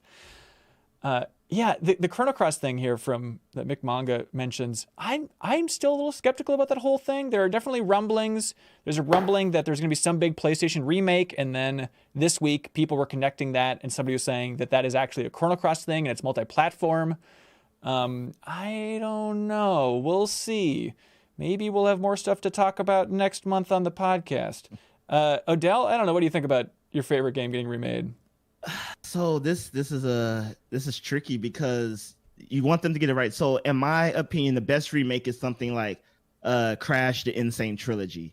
Okay. You know, it's super high res, it's modern graphics and stuff, but it's still very much the same game. And I feel like that's how a remake should be. give me all the pretty bells and whistles, but let it, for lack of a better term, the same game. And you don't want to risk it not being the same game. And then you have something like Resident Evil 2 Remake where it's not the same game, but it's better, which I feel like is, like impossible. God has to ordain that himself for that to happen. Yeah, that's rare. That's very rare. You can't do it. Yeah. So it's like, I'm like, just be safe.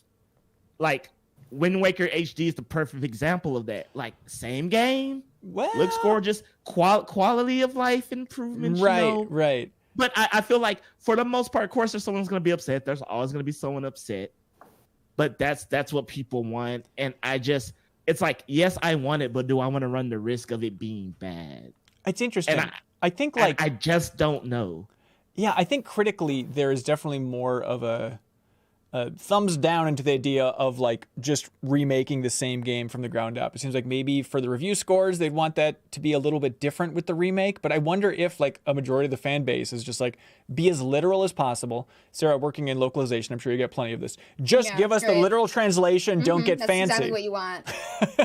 Yeah, I mean, because I don't think anyone hated the Crash Insane trilogy. I was like, yes, this is the same game I played. Right. Maybe a little bit easier, maybe harder. I don't know. 10-year-old me must have been a beast because I was dying like crazy. But I'm an old man. I get just it. Give me what I want. Give me Mario 64 that looks like Mario Galaxy. That's all I want. Right. That's simple, all I want. Simple formula. Purebred number 6 says, hey, Ben and Friends. And Friends has 2 N's in it. That's nice. Also, Ben has 2 friends in it. Thank you, Purebred. How do you pick your starter Pokemon? Is it based on looks or utility? Do you always choose the same type or change depending on which generation? I'm a weirdo. I always go for the underdog. I always go for, like, which is going to be the least popular. And it's the way I play, like, Life is Strange or Telltale grass games. type? How do you tell? Is it by looks or, like... Well, let's see. Like, Sword and Shield, everyone was... Actually, Sword and Shield, I went Soblin. I was going to say, I guess that was the big one that everyone was talking about. So maybe that wasn't the underdog. I think, it just means normally not fire, I think. Like, the weakest looking one is kind of the one I'll go for, I think, is how it typically goes.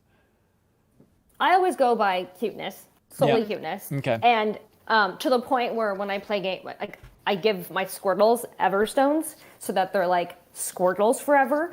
I love it. And then it sort of works out that I almost always get the water type because they're, I think, consistently the cutest. Hot take. The cutest. Mm-hmm. Okay, so do you ever let them evolve? Or like for your entire team, do you like just the starters if you can? I let them evolve, but like I'll breed one that I really want, find a female, give it a good name, and then breed that one up to like level 100. Okay, so it has to come from a good family and the whole thing. Yeah. That's smart. Get an education first. You get it, yeah. So I normally go fire unless it gets stupid. For example, I'm all fire, and then I was like, I'm tired of this firefighting trope. So I'm going to deviate from it. I'm like, okay, Infernape was cool. I'm like, all right, now we got a firefighting pig. I'm like, I don't know. To pig, we might embore yet. Yeah, we got to pass you up. And then but then I'm usually fire. And then the last time I skipped fire was Litten because I was like, okay, Nintendo, so you're not gonna make it firefighting, but you're gonna make it look like it's firefighting anyway. No, right. Yeah, I had to do a U-turn at Litten too because I also go based off cuteness. And I was like 100% all in on Litten when they first announced and showed the starters. I was like, I'm all in. My chips are all in. It's Litten or nobody. And then they released the final evolution. And I fucking turned that boat around so fast. You could hear like the tires screeching on how quickly I was just like, absolutely not. So then I had to do Piplup because she was cute through every evolution. Primarina, I went with her too. She was good to go. Yeah, that was a poodle. Like a poodle seal. She became like a mermaid at the very end, but yeah, she loved it. Yeah, like the circus performer, like a seal with the little bubbles. Yeah. She had a unique type, water fairy. So I was like, that's cool. I'm all about that. As soon as fairy type was introduced, it's my party is like half fairy type. Like I have a Sylveon and I have a Galarian Rapidash in my party, and I have a Mimikyu like as my mains. So like. Too many fairies. I need a steel type to balance it. Working on it. Yeah, you'll get there. Steister writes in over on Patreon and says, I'm a big League of Legends player, so for me, the Riot Forge announcement was at the same level as Nintendo Direct. Good God. I was later surprised at how few of my friends even knew it had happened. To be honest, I think the name Riot Forge, like that whole thing, I missed that name. For me, it was like, I don't know, they just announced all this stuff, whatever. But that's on me because I'm an idiot. My question to you all is, what's the video game series with the biggest following that you know nothing about or feel the most disconnected from? I mean, yeah, it's probably League for me. It's tough to compete. League, Destiny, I missed the boat on, and I feel really behind on. And then I haven't played a first-person shooter probably in the last 5 or 6 years. And so I definitely feel like I'm removed from that world. Halo Infinite, not the worst starting point if you want to jump in. Get back in. I have an Xbox. Okay, get to it. Go ahead, Adele. What do you got? So I don't know. I feel like I'm about to get attacked on the internet, but any and everything from software. Ooh, Bloodborne, no thank you. Souls, I mean, I guess Elden Ring. Like, I'm so happy people's heads explode every time the name is mentioned, but I'm just like, all right, that cool, best game ever to game. Yes. Look, it's gonna be like the MOBA thing. Excitement. Like, you're gonna need the Pokemon Souls-like game where you're going through as Lucario or whatever. I don't know what the best Souls-like character would be. Probably what's the sword? Aegislash? Just like literally be him roaming around a castle. Then that would completely bring you on board, Adele. Maybe, I don't know, but yeah, like for the past 2 years, it felt like people have just been screaming Elden Ring at me, and every time the news is dropped, I'm just like, man, I don't care.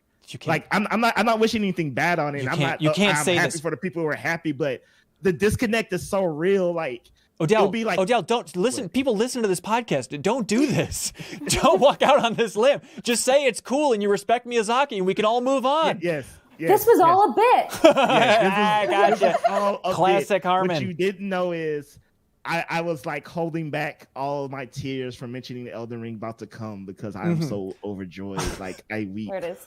Right. Yeah, smart. That's really smart. Trying to temper expectations. You were burned by Cyberpunk. Expectations. Right. That's what I'm worried about. People's expectations for this game are so high that, like, I know it's from software and they have that resume, but man, I hope people don't get disappointed. I think, there's something safer about this. The fact that it is, other than the open worldiness, it does feel a lot like Dark Souls, and it's like they don't have a big track record of failing, and it kind of seems like a nice natural progression. Where Cyberpunk, if you really went back and squinted at it, it's like changing camera perspective, changing worlds. Like, this is a lot for this team. How to many bite platforms is this game on? Exactly. Yeah. And I guess, Sarah, I could have said Star Stable Online for this answer too, because you threw some stats at me about how it's like the biggest game in the world, and we're all idiots for not paying attention to the horse game. Making $44 million a year. That's so stupid. Yeah, whatever. It's a good time. Matt Lynch writes in and says, I've watched this kind of good 3-part documentary about the meteoric rise and fall of clothing brand Von Dutch on Hulu this week. It got me wondering if any of the crew got into any embarrassing fashion fads over the years. Also, since this is a Horse Girl podcast, did Ed Hardy just straight up steal Lisa Frank's entire aesthetic? Oh, did he? He better not. No. I would say that Lisa Frank airs more into the world of Comic Sans and neon colors, whereas Ed Hardy is more of a scripts font and more darker oranges, darker reds. Is that what it is? Color palette wise, I would say they're very different. What was the first question? Embarrassing fashion fads. Oh, yeah. No, I have one. Yeah. So you know how the female character dresses in this game? She has on knee socks, a pair of pink Uggs, a little skirt, and a tank top. Like, why would you wear Uggs and a skirt? Hi. I grew up in Southern California in 2000s, and I wore that. I straight up wore Uggs and skirts, jean skirts, a big pair of Uggs, a tank, maybe like a little camisole or something. But yeah, no, that's my life. Did you go to one of those wild schools where they're like all outside or whatever? That's most of the schools been in Southern California. You're shocked. You'll be shocked. Every time I see a movie. Building. Yeah, every time I see a movie where they're outside, I'm like, how has to be just I ate lunch outside on asphalt. What? Yeah. Oh, was not cool enough to get a table. Oh, come on. For us, Sarah, it was like the biggest deal in the world. It's like, okay, we're going outside for class, everybody. It was just the highlight. My high school didn't have windows. What? Yeah. High school? We can unpack this later, but... Yeah. But the food was great. I was happy if I caught a glimpse of the sun, like someone opened the door and like it flows in. You're like, oh, is that vitamin D? Yeah. Oh. Here's a dumb question for you, Nicole. Yeah. Like, I don't understand what life is like when you live someplace where your tan doesn't reset every year. You know what I mean? And if Right. like you're going to school outside, is everyone just tan all the time? Yes, but also we're very vain as a people in Right. Los Angeles. And so sunscreen's very important. SPF 50 at all times. We start doing that very young. Wait, whoa. So you would have to put sunscreen on to go to school in California? I would, yeah. Oh, God, The I sun would is a hate lot that. more intense in Los Angeles than it is in Minnesota. Yeah. So you do actually have to like take care more when you're outside. Yuck. Oh, that sucks. Yeah. Well, But good then, times. best thing about grade school was like the farmer's tan for your socks and the polos. So I went to Catholic school, so I wore uniforms. And just uniform tans are just Ooh. unattractive. Yeah. Like right above the knee, like my thigh would be white, and then like my knee down would have a little bit of tan. That's You know, as a very melanated individual, I find it fascinating when people talk about tanning. I'm just like, that is so wild. Yeah. It's weird. It's so weird. And then it's very dangerous. And so again, SPF. Lather up, everybody. I don't think this counts as fashion. Like, I've never done anything remotely close to being fashionable in my life. But when I think of like embarrassing clothes and stuff in school, I only wore sweatpants to school until 5th grade. You do strike me as that child. Thank you. Yeah, it was like, they're just Did comfortable. you also have the Velcro shoes? Yeah, I'm sure. Yeah. Past tense? That's right. If I could get away with Velcro shoes, maybe I should try and bring them back in a big way. I don't know what these sneakerheads are into and stuff, but it's just like jeans were like stiff and uncomfortable. It's like, whereas I could be just wearing sweatpants. Like, why wouldn't you be doing that every day? They're the ones that cinched at your ankle. I'm sure they were. Yeah, just yep. weird Like balloony joggers? stuff. Yeah, yeah, I have the image. I see it. yeah. And just to be cool, underneath that image, does it say hippest guy in school? Yeah, with your like tall white socks. Yeah, that's it. You Yeah, the got it. lower third there does say hippest guy in the school. Right. Yeah. And one time I remember my sweatpants somehow ripped. And I remember trying to get by the rest of the school day. We'd be like, I'm just going to sit the rest of the time. Look, I'm scooting around in my chair, trying to make like a comedic bit. It didn't work. It was a horrific day. Hey, Andrew Molnar writes in and asks the hard-hitting question, why do so many people hate Sonic the Hedgehog? I've loved playing 2D Sonic growing up, and I have nothing but fond memories. So what gives? All right. So here's the skinny on this. Please. People hate Sonic the Hedgehog. They don't really hate Sonic the Hedgehog. They love Sonic the Hedgehog. They know how great Sonic can be. And yet, not Sonic's fault. Just people keep missing the bar with his greatness. And it's just frustrating time and time again to watch a character you know that you love and respect and knows deserves all the love and adoration, and 10 out of 10 games constantly not get that. It's like watching your child not live up to his potential. You don't hate your child. You hate the situation that your child is in. Because Sonic, honestly, if you think about it, Sonic the brand, Sonic the character is cool as hell. Like, everybody loves Sonic. You know, like, I've met people that said they only love chili dogs because Sonic loved chili dogs. I'm not making this up. I have a Tostinos hat. Yeah, so it's like, do you hate Sonic? No, look at that poster. No, I don't hate Sonic. I hate the situation Sonic finds himself in. And I think that's what most people do. Here. My opinion is that you don't hate Sonic, you just haven't found the Sonic that you like. Because Sonic personally is so inconsistent brand-wise, so in a way this is Sega's fault. Every time they re-release a Sonic game, they like change his personality a little bit depending on what's cool with the kids. So he has no consistent branding. Like, sometimes he's really into chili dogs. Sometimes he's kind of angsty for whatever reason. And then sometimes he's just like a complete, or sometimes they're like, oh, he's just a hero. He's just great. He's all around amazing. Right. The branding's just been really inconsistent for who is Sonic.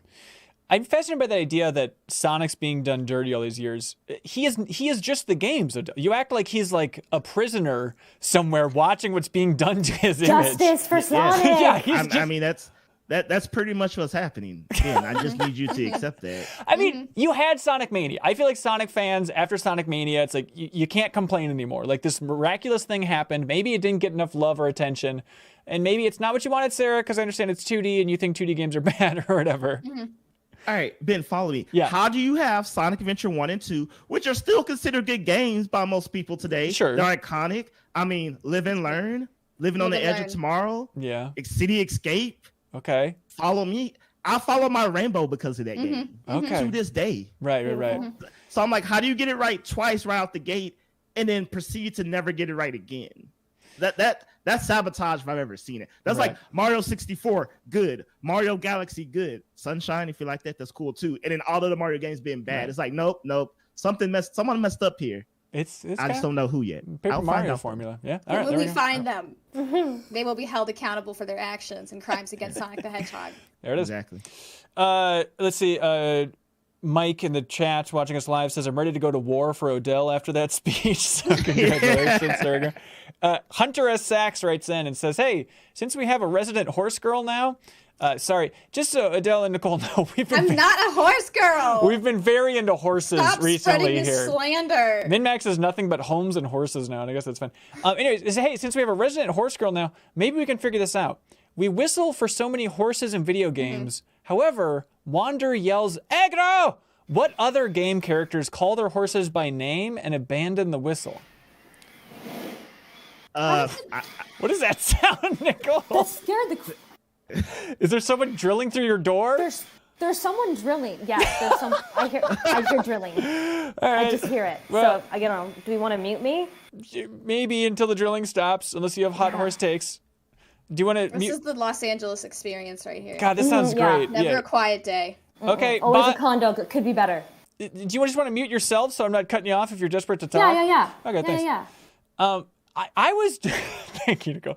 I was debating, like, I think Wander might whistle in Shadow of the Colossus too. I think he does both, I right? thought he called his horse. He does. He I yells think aggro, if but Does it aggro depend is on close distance? enough, he whistles. or is it too far? Then he whistles. One of the two. I think I feel like I can hear a pitch of a whistle, but I'm trying to think of other examples where the character calls the horse instead of whistling. In Ocarina of Time, you don't call Epona by Epona, but you do play Epona's song, which is, I think, a very unique way of calling a horse. Yeah, that is true. That's the ultimate whistle. Yeah, that's true. Through an ocarina. By the way, Sarah, how should we be pronouncing Epona? With your Japanese knowledge, do you have any hints of what's going on here? Because I think we made fun of Dan Riker. We made fun of Dan Riker I for a say while. Epona. I've always said And then in Epona. Japanese, it'd be Epona? Epona. Epona. But this is what I had to do for Pokemon Arceus too, because everyone was saying it's like a hard C, but I looked it up in Japanese and it's Arceus. Arceus or something. Oh, you can fight over that all you want. Dr. Says. That'll be fun. Yeah. Perfect. You can sing, but can you dance? Yeah, there it is. I think about that stupid joke every other week. From chimpanzee to chimpanzee? No, not that one. It's the one where his agent calls him up and offers him. He's like, have you ever heard of the Planet of the Apes? And Troy McClure goes, the movie or the planet? All right, that's it. Okay, hey, Grizzled Gaming writes in and asks, hey, gang, what foods should be banned from the Thanksgiving dinner table? Coleslaw. Smart. I'm sorry. Smart. It's gone. Yeah. It doesn't I mix don't think well we with should anything. either. Yeah, no. I'm not saying I'll get up and like leave your Thanksgiving like gathering, but if I was at a Friendsgiving and someone brought coleslaw, I would be like, my dirty rice is going back home with me because of this. Right. You should remove one good piece of food just to punish that person. Yeah, I'm totally with you. That's just the answer, correct? Kate Mead says, hey, happy holidays, everybody. Do you feel like you enjoy the holiday season more in cold and or snowy weather, or does it make no difference? For what it's worth, I like the coziness of the cold and a dusting of snow. I'm totally with you, Cade. So, Nicole, snow, it's kind of like rain that stays. What's rain? Okay. It's That kind of thing like that happens like in 1 Southern week. California. Yeah, that thing that happens 1 week a year in Southern California and it shuts down all the traffic lights. right. Yeah. No, real talk. When I would go into the office, I would check the weather and I would see that a big rain day was coming. I would be like, oh yeah, I'm not going to be driving that day. I can't. She's right though. It's dangerous to drive It's in Los Angeles at any anxiety. time during rain because people don't take care of their cars similarly. So like their tires are all worn down. They probably do they even have like are their wipers working or are they roasted from being in the sun all day? It's genuinely very dangerous to drive in Los Angeles when it rains. No. Not a fan. It's not, it is. It's like you gotta pray. You gotta Yeah, cross all yourself twice and a get your year. car. Yeah. Oh Yeah. boy. But to answer, yeah. it's currently like 75, and I'm wearing sweatpants and socks, and so this is kind of chilly for me. You monster. I know I am. Odell, I wanted to make fun of you because you're in Texas still, right? Yeah, so it's funny because most of my Christmases and Thanksgivings are usually like 80 degrees, maybe the freak accident of a 90 one year. But then, I had an internship at a little old place called Game Informer during the fall one year. And I moved to Minneapolis, in September when I got to see fall, traditional fall, the magical rainbows of colors. And then I was like, oh, I'm going to be down here, I'm having white Christmas and all that stuff. And then I almost nearly died like a dozen times. So from like trying to walking, drive hazardous driving, dear God, thank you. Like I'm not gonna lie, that song that Jesus Take the Wheel made 0 sense until I lived in Minneapolis. I was like, oh my God, yes, I get it. That's the problem. After, You're supposed to be driving, not letting Jesus take the wheel in the middle of a blizzard of town. You can't do If it. Jesus takes the wheel, can you take the carpool lane? Yeah, I believe that's the way it works. Yeah. Yeah. So it was like, so this my thing is, Snow is like a very attractive, toxic person. Pretty to look at, but in practice, you shouldn't be fooling with at all. Right. Cold on the inside. On that. Yeah, but it's really good to look at. Like, it was snowing. It snowed a little bit a couple of weeks ago. Maybe it was like a week ago or something. Sarah, I don't know if you had that same vibe, but it's just I was raking leaves when that hit. Oh, that's a good I was combo. cursing at the sky. It makes everything better. And the subtle thing that you wonderful people in the South may not realize is like how the snow changes the acoustics. Like the world sounds different when it snows, and it's such a cool, cozier, like deadening the sound vibe out there. It's just lovely. And now, if it hasn't snowed by Christmas, which has happened a couple times in the last couple of years, I just hate it in Minnesota. It's miserable. It's cold. If it's going to be cold, it better be cold with snow. Yes, exactly. Is usually what I say. Yep. Then you can go sledding. I can rock with that because if y'all remember, Texas had an ice storm earlier earlier this year, and it was super cold, and we didn't have electricity or power, and it wasn't like snow, so it looked like regular hot outside, but with everything broken. So I get that. I get that. It was a bad time. Yeah, I bet. Sean Mason writes in and says, "Hey CLCs, unfortunately on Wednesday I fell victim to a thief. My Roxas statue that is proudly displayed on my desk was swiped during second period. This is one of my favorite things displayed in my classroom, and now it's personal. A few of us teachers have decided to form a special task force to catch this person, and I'm determined to get my statue back." Was it a devious lick? Excuse me, ma'am? What is this? So for those of you who aren't hip with the kids and the TikToks, like 2 months ago, there was this really bad trend of kids stealing things from their teachers or stealing things from school and trying to see what the craziest thing they could steal was. And they were calling it devious licks. And it escalated so much. Kids were stealing toilets off the walls. Toilets? And they were banned from going to the bathroom. And it became a whole thing where they couldn't go to no one could go into the bathroom anymore because they were destroying school property. And teachers were getting stuff stolen. That sucks. That's amazing. Just amazing. Like a TikTok trend somehow escalates to children being unable to use the restroom. Yeah, and that's emergency. interesting. Yeah, that's special. It sounds so dumb, but it's I have faith in the younger generation for coming up with devious licks, which is the funniest thing that you can call it when you steal a bunch of stupid stuff from the school. I just picture Ghastly. Right. Yeah, it has to be. Yeah. Oh, yeah. So my question is, what is an important, meaningful item that has been stolen from you, and did you ever get it back? If so, how? I remember... Oh, go ahead, Odell. Take it. Oh, no. I don't know if y'all had that. Also, been here in the South, we don't go outside, because 102 degrees, so F that. But I see. Yeah, but so did y'all have those things around Christmas time? You had pajama parties, and you could bring your games or stuff from home, and it was fun. I don't like where this is going. Sleepovers? It's not like a sleepover, but it's like you will watch the Polar Express and just have fun stuff. The point is, what? It was a 5th grade. We were allowed to bring stuff from home, so this was Game Boy Color era, so everyone had their into Game school, Boy Color. Into school and stuff, and you got to wear your pajamas and put a bunch of pillows. Yeah. Mm-hmm. Yeah. Okay, you know what's up. We this episode we're here. So everyone had gold and silver this particular season. We're all playing it, and somehow some kid went like, I'm taking it all. And so like every other copy of Pokemon was gone, minus like 2 of them.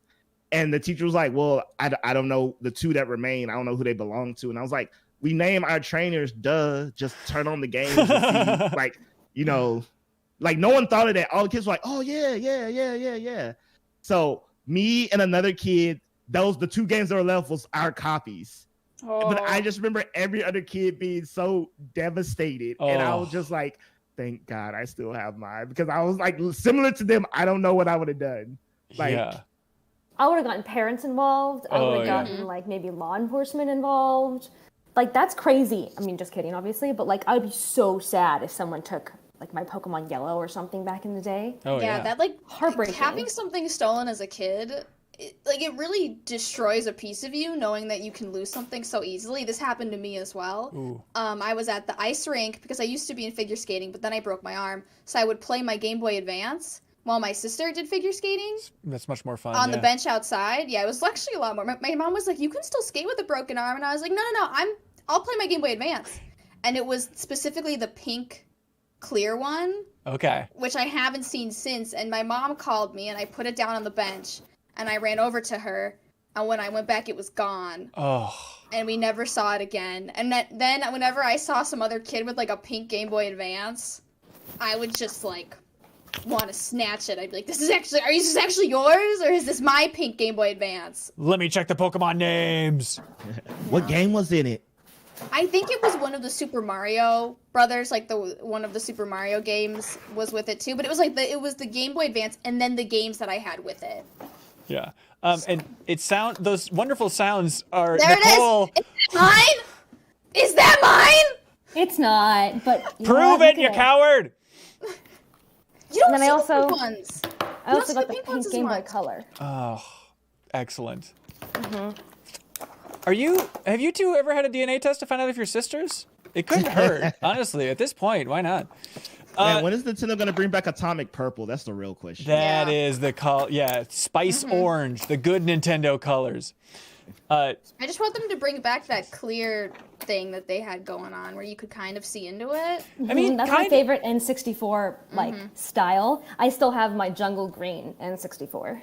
It kind of, I mean, the Switch Pro controller is kind of inching in that way. You can see some things through there, but you want it to be like, I want it to be like a trip to the science fair when I look at that freaky thing.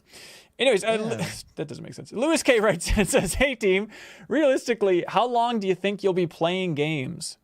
I'm thinking about the day I die. Yeah, you'll catch me in the retirement home playing my video games. Absolutely. I love that you guys are all so confident because I don't feel not that way. Right. I do think about that a lot because I feel like I'm in a nice place right now where games are still kind of being made for me, but I don't know. I've changed so much over the past 10 years. I do wonder what version of like 50-year-old me looks like playing games and like do the type of games I enjoy change. It's something I think about a lot. I think it's going to be really tough. Like when you get that old and we're all in the old folks home living together, I hope we're all going to end up in the same spot. Like just finding Let's make plans now. It's going to be tough to get like Rock Band instruments and stuff that are still functioning. Like to have a good time with games. I think I'm going to do VR when I'm old and live the life of a young person. Hopefully we'll on my all omnidirectional pad with my old bones, probably wrapped in foam so I don't hurt myself. Yeah. I just think the I'm text hoping exoskeleton is where we go. Smart. Yeah. Smart. But I think the tech's going to be really hard to get up and running compared to, just imagine, old folks' homes for us, it's going to be like Tabletop City. Everybody, what are you talking about? They loved Wii bowling. Yeah, exactly. We'll probably still be a playing. We'll be playing Wii bowling, I think. Like it just will still stay there at that CRT TV. I guess, you know what, if they have those TVs, maybe we could still get something old rolling. But I just think it's going to be like a tabletop haven. Like people are so into tabletop games in this era. Like when we're old, we're going to be playing Code Names and Betrayal and all this fun stuff. Like the tabletop collections for old folks' homes in the future are going to be sick. That's all I'm confident about. Hey, I mean, you can have your Mario parties. There you go. Whatever the newest Mario party is. That's right. Superstars. Yeah, we're the ultimate superstars, dying people. Yeah. You know, Mario That Party is the new 20, Mario Party. 30, wherever it's called. We'll still be playing Mario Kart 8 at that point, I think. So we'll just boot that up. I didn't know there were any other options. See, that's the best thing about Pokemon. Like, I can still be beasting people as an old man. I'm like, back in my day. I'm going to be the back in my day old guy. Oh, you already are the back in my day guy. Yeah. So I can't even imagine how it's going to evolve. No. When a kid tells me, like, my first game experience was insert game that was on the PS3, I'm just like, bruh, what? See, you're shaming too much. You got to relax. You got to welcome I know. everybody. I'm just saying I'm the old guy. I'm just like, you're already there. Back in my day, you couldn't save a game. Right? And that was better. It's unclear. Hey, what do y'all like for question of the week? What stands out? Nicole? I like the question about fashion. The person watched the Von Dutch documentary and asked about some of our bad fashion choices. That is good. Odell, are you leaning in a certain direction? I like the question about Sonic because it just spoke to my soul. I get it. I had to get that out. Okay, Sarah, you want to... I'm also backing the Sonic question. Ooh, stabbing Nicole in the back. Oh, my God. I feel it. All right, there it is, Andrew Molnar. Congratulations. You won Question of the Week. I'm 8-Bit will ship out that vinyl soundtrack for Res Infinite's Area X just for you. And now it's time for something that we like to call Get a Load of This. There's a jingle playing right now that you can't hear. It was really good. I've never heard the jingle, by the way. You don't listen to the podcast? I want it! I am the podcast. I have become it. Okay, I don't know if you all saw that Discord message. Did you all see that about finding something to share? Some tidbit or something? Okay, great. Odell, kick it off, man. What do you got? Cool. I got refreshed. That's what I got. But there was. Want me to go? There is a new electric car that has broken the speed barrier for fastest electric car. It did it like yesterday. It went up to like 368 miles an hour with no gas. Woo! Wait, what was the speed? Like 368 miles per hour. Jesus Christ. Who made it? It was made by, hold on. Sonic. Sonic car. Before you transform. It was made by a team of daredevils. What was their name? Excuse me. It was 353 miles per hour. Made by Team Vesco, which used a whole bunch of car terms and engines made by Elon Musk, I guess. I don't know. That guy. Tesla engines. Yeah, they use new Tesla experimental engines made by Team Vesco to put this electric car up to 353 miles per hour, setting the new world record for fastest electric car on the planet. Cool. There's links below for all this stuff. It's called the Little Giant. That's cute. Love it. Let's see. Hey, everybody, get a load of this. I don't know if you saw this, but last week, Tim Schafer tweeted out without any context. He just said, "Told you that guy was a prick." And everybody picked up on this, like, oh, finally he's talking about Bobby Kotick and their issues in the past over the development of Brutal Legend and all this stuff, and those old debates being drugged back out. And then about an hour later, Tim Schafer, God Among Men, deleted his tweet, which was sad. So I don't know if he had a change of heart or he just didn't like the coverage he was getting. But maybe his lawyer had a change of heart. That's right. But it's nice to see this now Microsoft employee just squeezing out their reminder that, hey, told you this guy was a prick. It's nice to see. Nicole, you got something? Yeah. Do I say something to intro it? Oh, yeah. You have to say, get a load of this, like it's the most interesting thing in the world. Get a load of this. So I just found out that cassowaries, which are one of the biggest flightless birds that we have alive, are thought to be the first bird that we ever domesticated. And so this would be thousands of years before we domesticated what we know now as the chicken. And so we found this out because of East New Guinea. We found a ton of eggshells that were from the cassowary. And the eggshells were both cooked and hatched from full gestation, meaning that these birds that are very huge, very powerful, are the deadliest birds, I think, alive right now. They imprint on humans when they're born. So people like thousands and thousands and thousands of years ago figured this out and raised them to be for their meat, for their eggs, for maybe the domestication as, like, I don't know, pets. I love it. But, like, isn't that crazy? Like, you would think it's the chicken, but actually Right. it's this giant flightless blue bird that like sounds like a dinosaur. There's one at the LA Zoo, and like I go see it every time. It's weird that we would get away from that. Like, you think we'd want to stay on the train where the eggs are the size of your head or whatever. Right? I mean, they killed someone a few years ago, like his owner. They just sat on him. Why? What? Yeah, and they have like claws on each foot like this. Oh, raptor claws? That's badass. They for sure were dinosaurs. Yeah. For sure. All right. Well, I have I a was new, excited because they were dinosaurs. yeah, I have a and new he was pet tone goal. one. Yeah, I think I'll need that. Sarah, you got something? Yeah, get a load of this exclusive Sonic watch that I own. It's a Sonic the Hedgehog watch that is like a ripoff of an Apple Watch that I got off of Amazon for like $25. And if you can, I'm like showing it off, but it's got games on it. That's an It's investment. got a camera. It's got a pedometer. I can take videos with it. The games are this weird fighter pilot game where I shoot bullets. A ripoff of it's got memory. It's got some with traffic games. Wait, there's no like Sega games on there? No, there's no Sonic games Oh on this my whatsoever. I think this one you tap the numbers in order.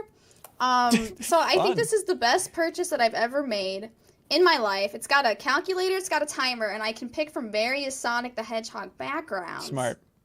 So you don't need anything else. You just need this Sonic watch. That's beautiful. Hey, could you let me know what time it is? It is. Let me see. Sonic says it is 3:14. Love it. My gosh, Sonic is right again. As always. Hey, get a load of this from the community. There's a Discord channel where people share all their loads of thises. Grizzled Gaming posted this article from Games Radar, where reportedly there is a Mass Effect TV series that is close to being greenlit over with Amazon. It's always scary. Things fall apart all the time in Hollywood. So the idea of like this report about things are close to happening, maybe. Like, Nicole, you understand this Hollywood whiz-bam world. Like, what are the odds that we actually see this happening? I mean, if we're hearing the rumor right now, it means someone probably wants you to hear the rumor right now. Right. And, you know, I think Amazon already has The Expanse as something that they have on their program, in their slate. And that show is very much sci-fi, recruited team, go on these missions, kind of has a Mass Effect 2 plot vibe. Right. So, like, I mean, if they have the numbers showing that they can have an audience for that, and they're going to bring in, imagine, a broader, nerdy audience with Lord of the Rings, it makes sense to bring that audience in too. Yeah. But stop it, because I just read that BioWare lost their creative director for Dragon Age, and it's like a Mass Effect show sounds great. I love the idea of it, but I just really want Dragon Age. I want BioWare that was run by doctors back. I want BioWare MD back. It's like, how many times can we be punched in the gut with big BioWare talent leaving studio? It's just been constant. Continuous. Yeah. And it's tough to have faith. I mean, they always do the messaging of like, but Dragon Age is in good hands. It's like, yeah, we heard that when Mark Darrah left. We heard that when Mike Laidlaw left. We heard that when Casey Hudson left. We just keep hearing that same Hudson came back, right? Right. Then he came back, and then he left again. It is bizarre. The CEO left a while ago, and now he's working with Casey Hudson again. It's just, we're all rooting for you. And they had a good year. Yeah. People really enjoyed going back to Mass Effect. Like, it seemed like people didn't lose their minds, and maybe the Mass Effect 3 ending debate has cooled down a little bit, but then this news is just reminding you of exactly what BioWare has been like over the last couple of years. It's like, come on, everybody. We're rooting for you. I wonder what that company, what it was versus what now it is with EA's involvement. Right, it's a big change. It's a big change. Yep. All right, Ben, I got to bring up something to your attention. You know that little BioWare rant you just went on, right? About how it potentially messes up things and how it matters. When I said Sonic was getting sabotaged, you were like, that's crazy. But based off your rant, you know what BioWare also made? Sonic Chronicles and the Dark Brotherhood. That is true. Which was garbage. How dare you? I mean, the proof is in the pudding, as they say. Yeah. Did you actually play that game, Adele? Oh yeah, I did. I definitely did. Let's see. I was so hyped for that game. Like just hyped for no reason. Maybe it was just my youth. I don't know. But I remember playing it and I was like, what is this? You should have been hyped. Like, that pitch is exciting. Yeah, we actually had the producer on for an interview, Mark Darrow, a while ago, talking about the game. But Sarah, have you ever heard this or seen this? Was that the one where he kisses a human woman? No, that's Sonic 2006. That's Sonic 06. Yeah, come on, Sonic fan, get your This is human an kissing RPG people. for the DS. You have to like draw to do your attacks. And Right. that. And this is my favorite thing about this game, this DS RPG, is we all know Green Hill Zone, one of the greatest songs in the history of video game music. This is Green Hill Zone's music from Sonic Chronicles of Dark Brotherhood.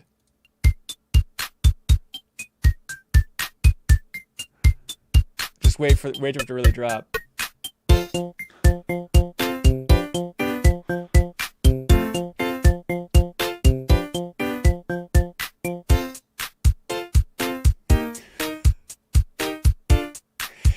There you go, everybody! The finest Green Hill Zone music there is. Thank you, BioWare, for all your hard work throughout the years.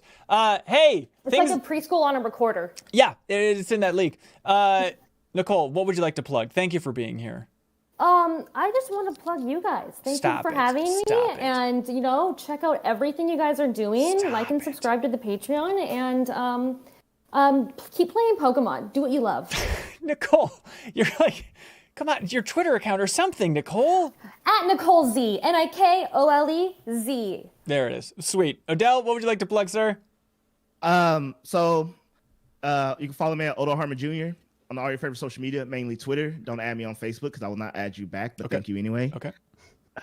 Full Circle Podcast, every week. Good stuff. And, just follow my Twitter to keep up with what my doings, my work, and all that out there, Play Pokemon, play what you love. I'll plug that again. There we go. Like that. Sarah, what do you got going on?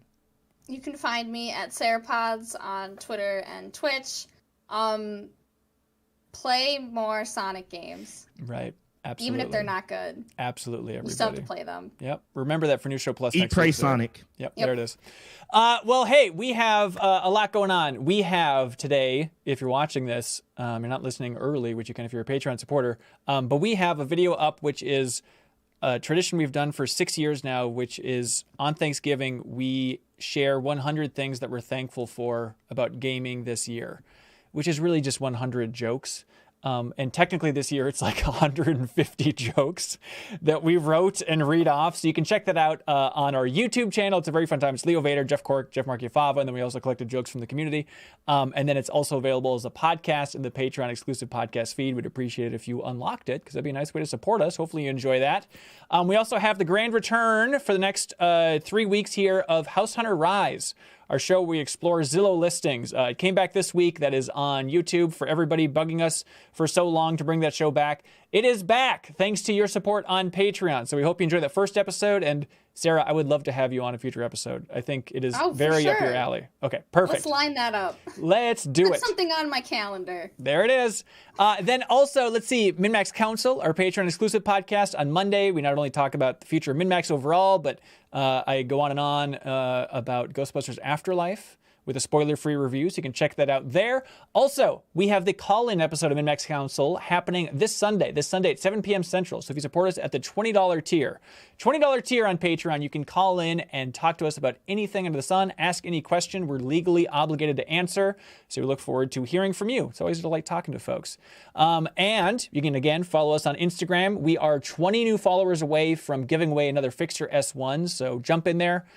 Give us a follow. I give a daily video update on what's going on, and you can help win a Fixture S1. Also on Twitter, give us a follow there. MinnMax Show on Twitter. We're giving away Diverge coffee, and we gave away some Castlevania sweaters from the Konami shop last week. So always fun giveaways there. All right. Hey, crew. Thanks so much for being here. Appreciate you all jumping on.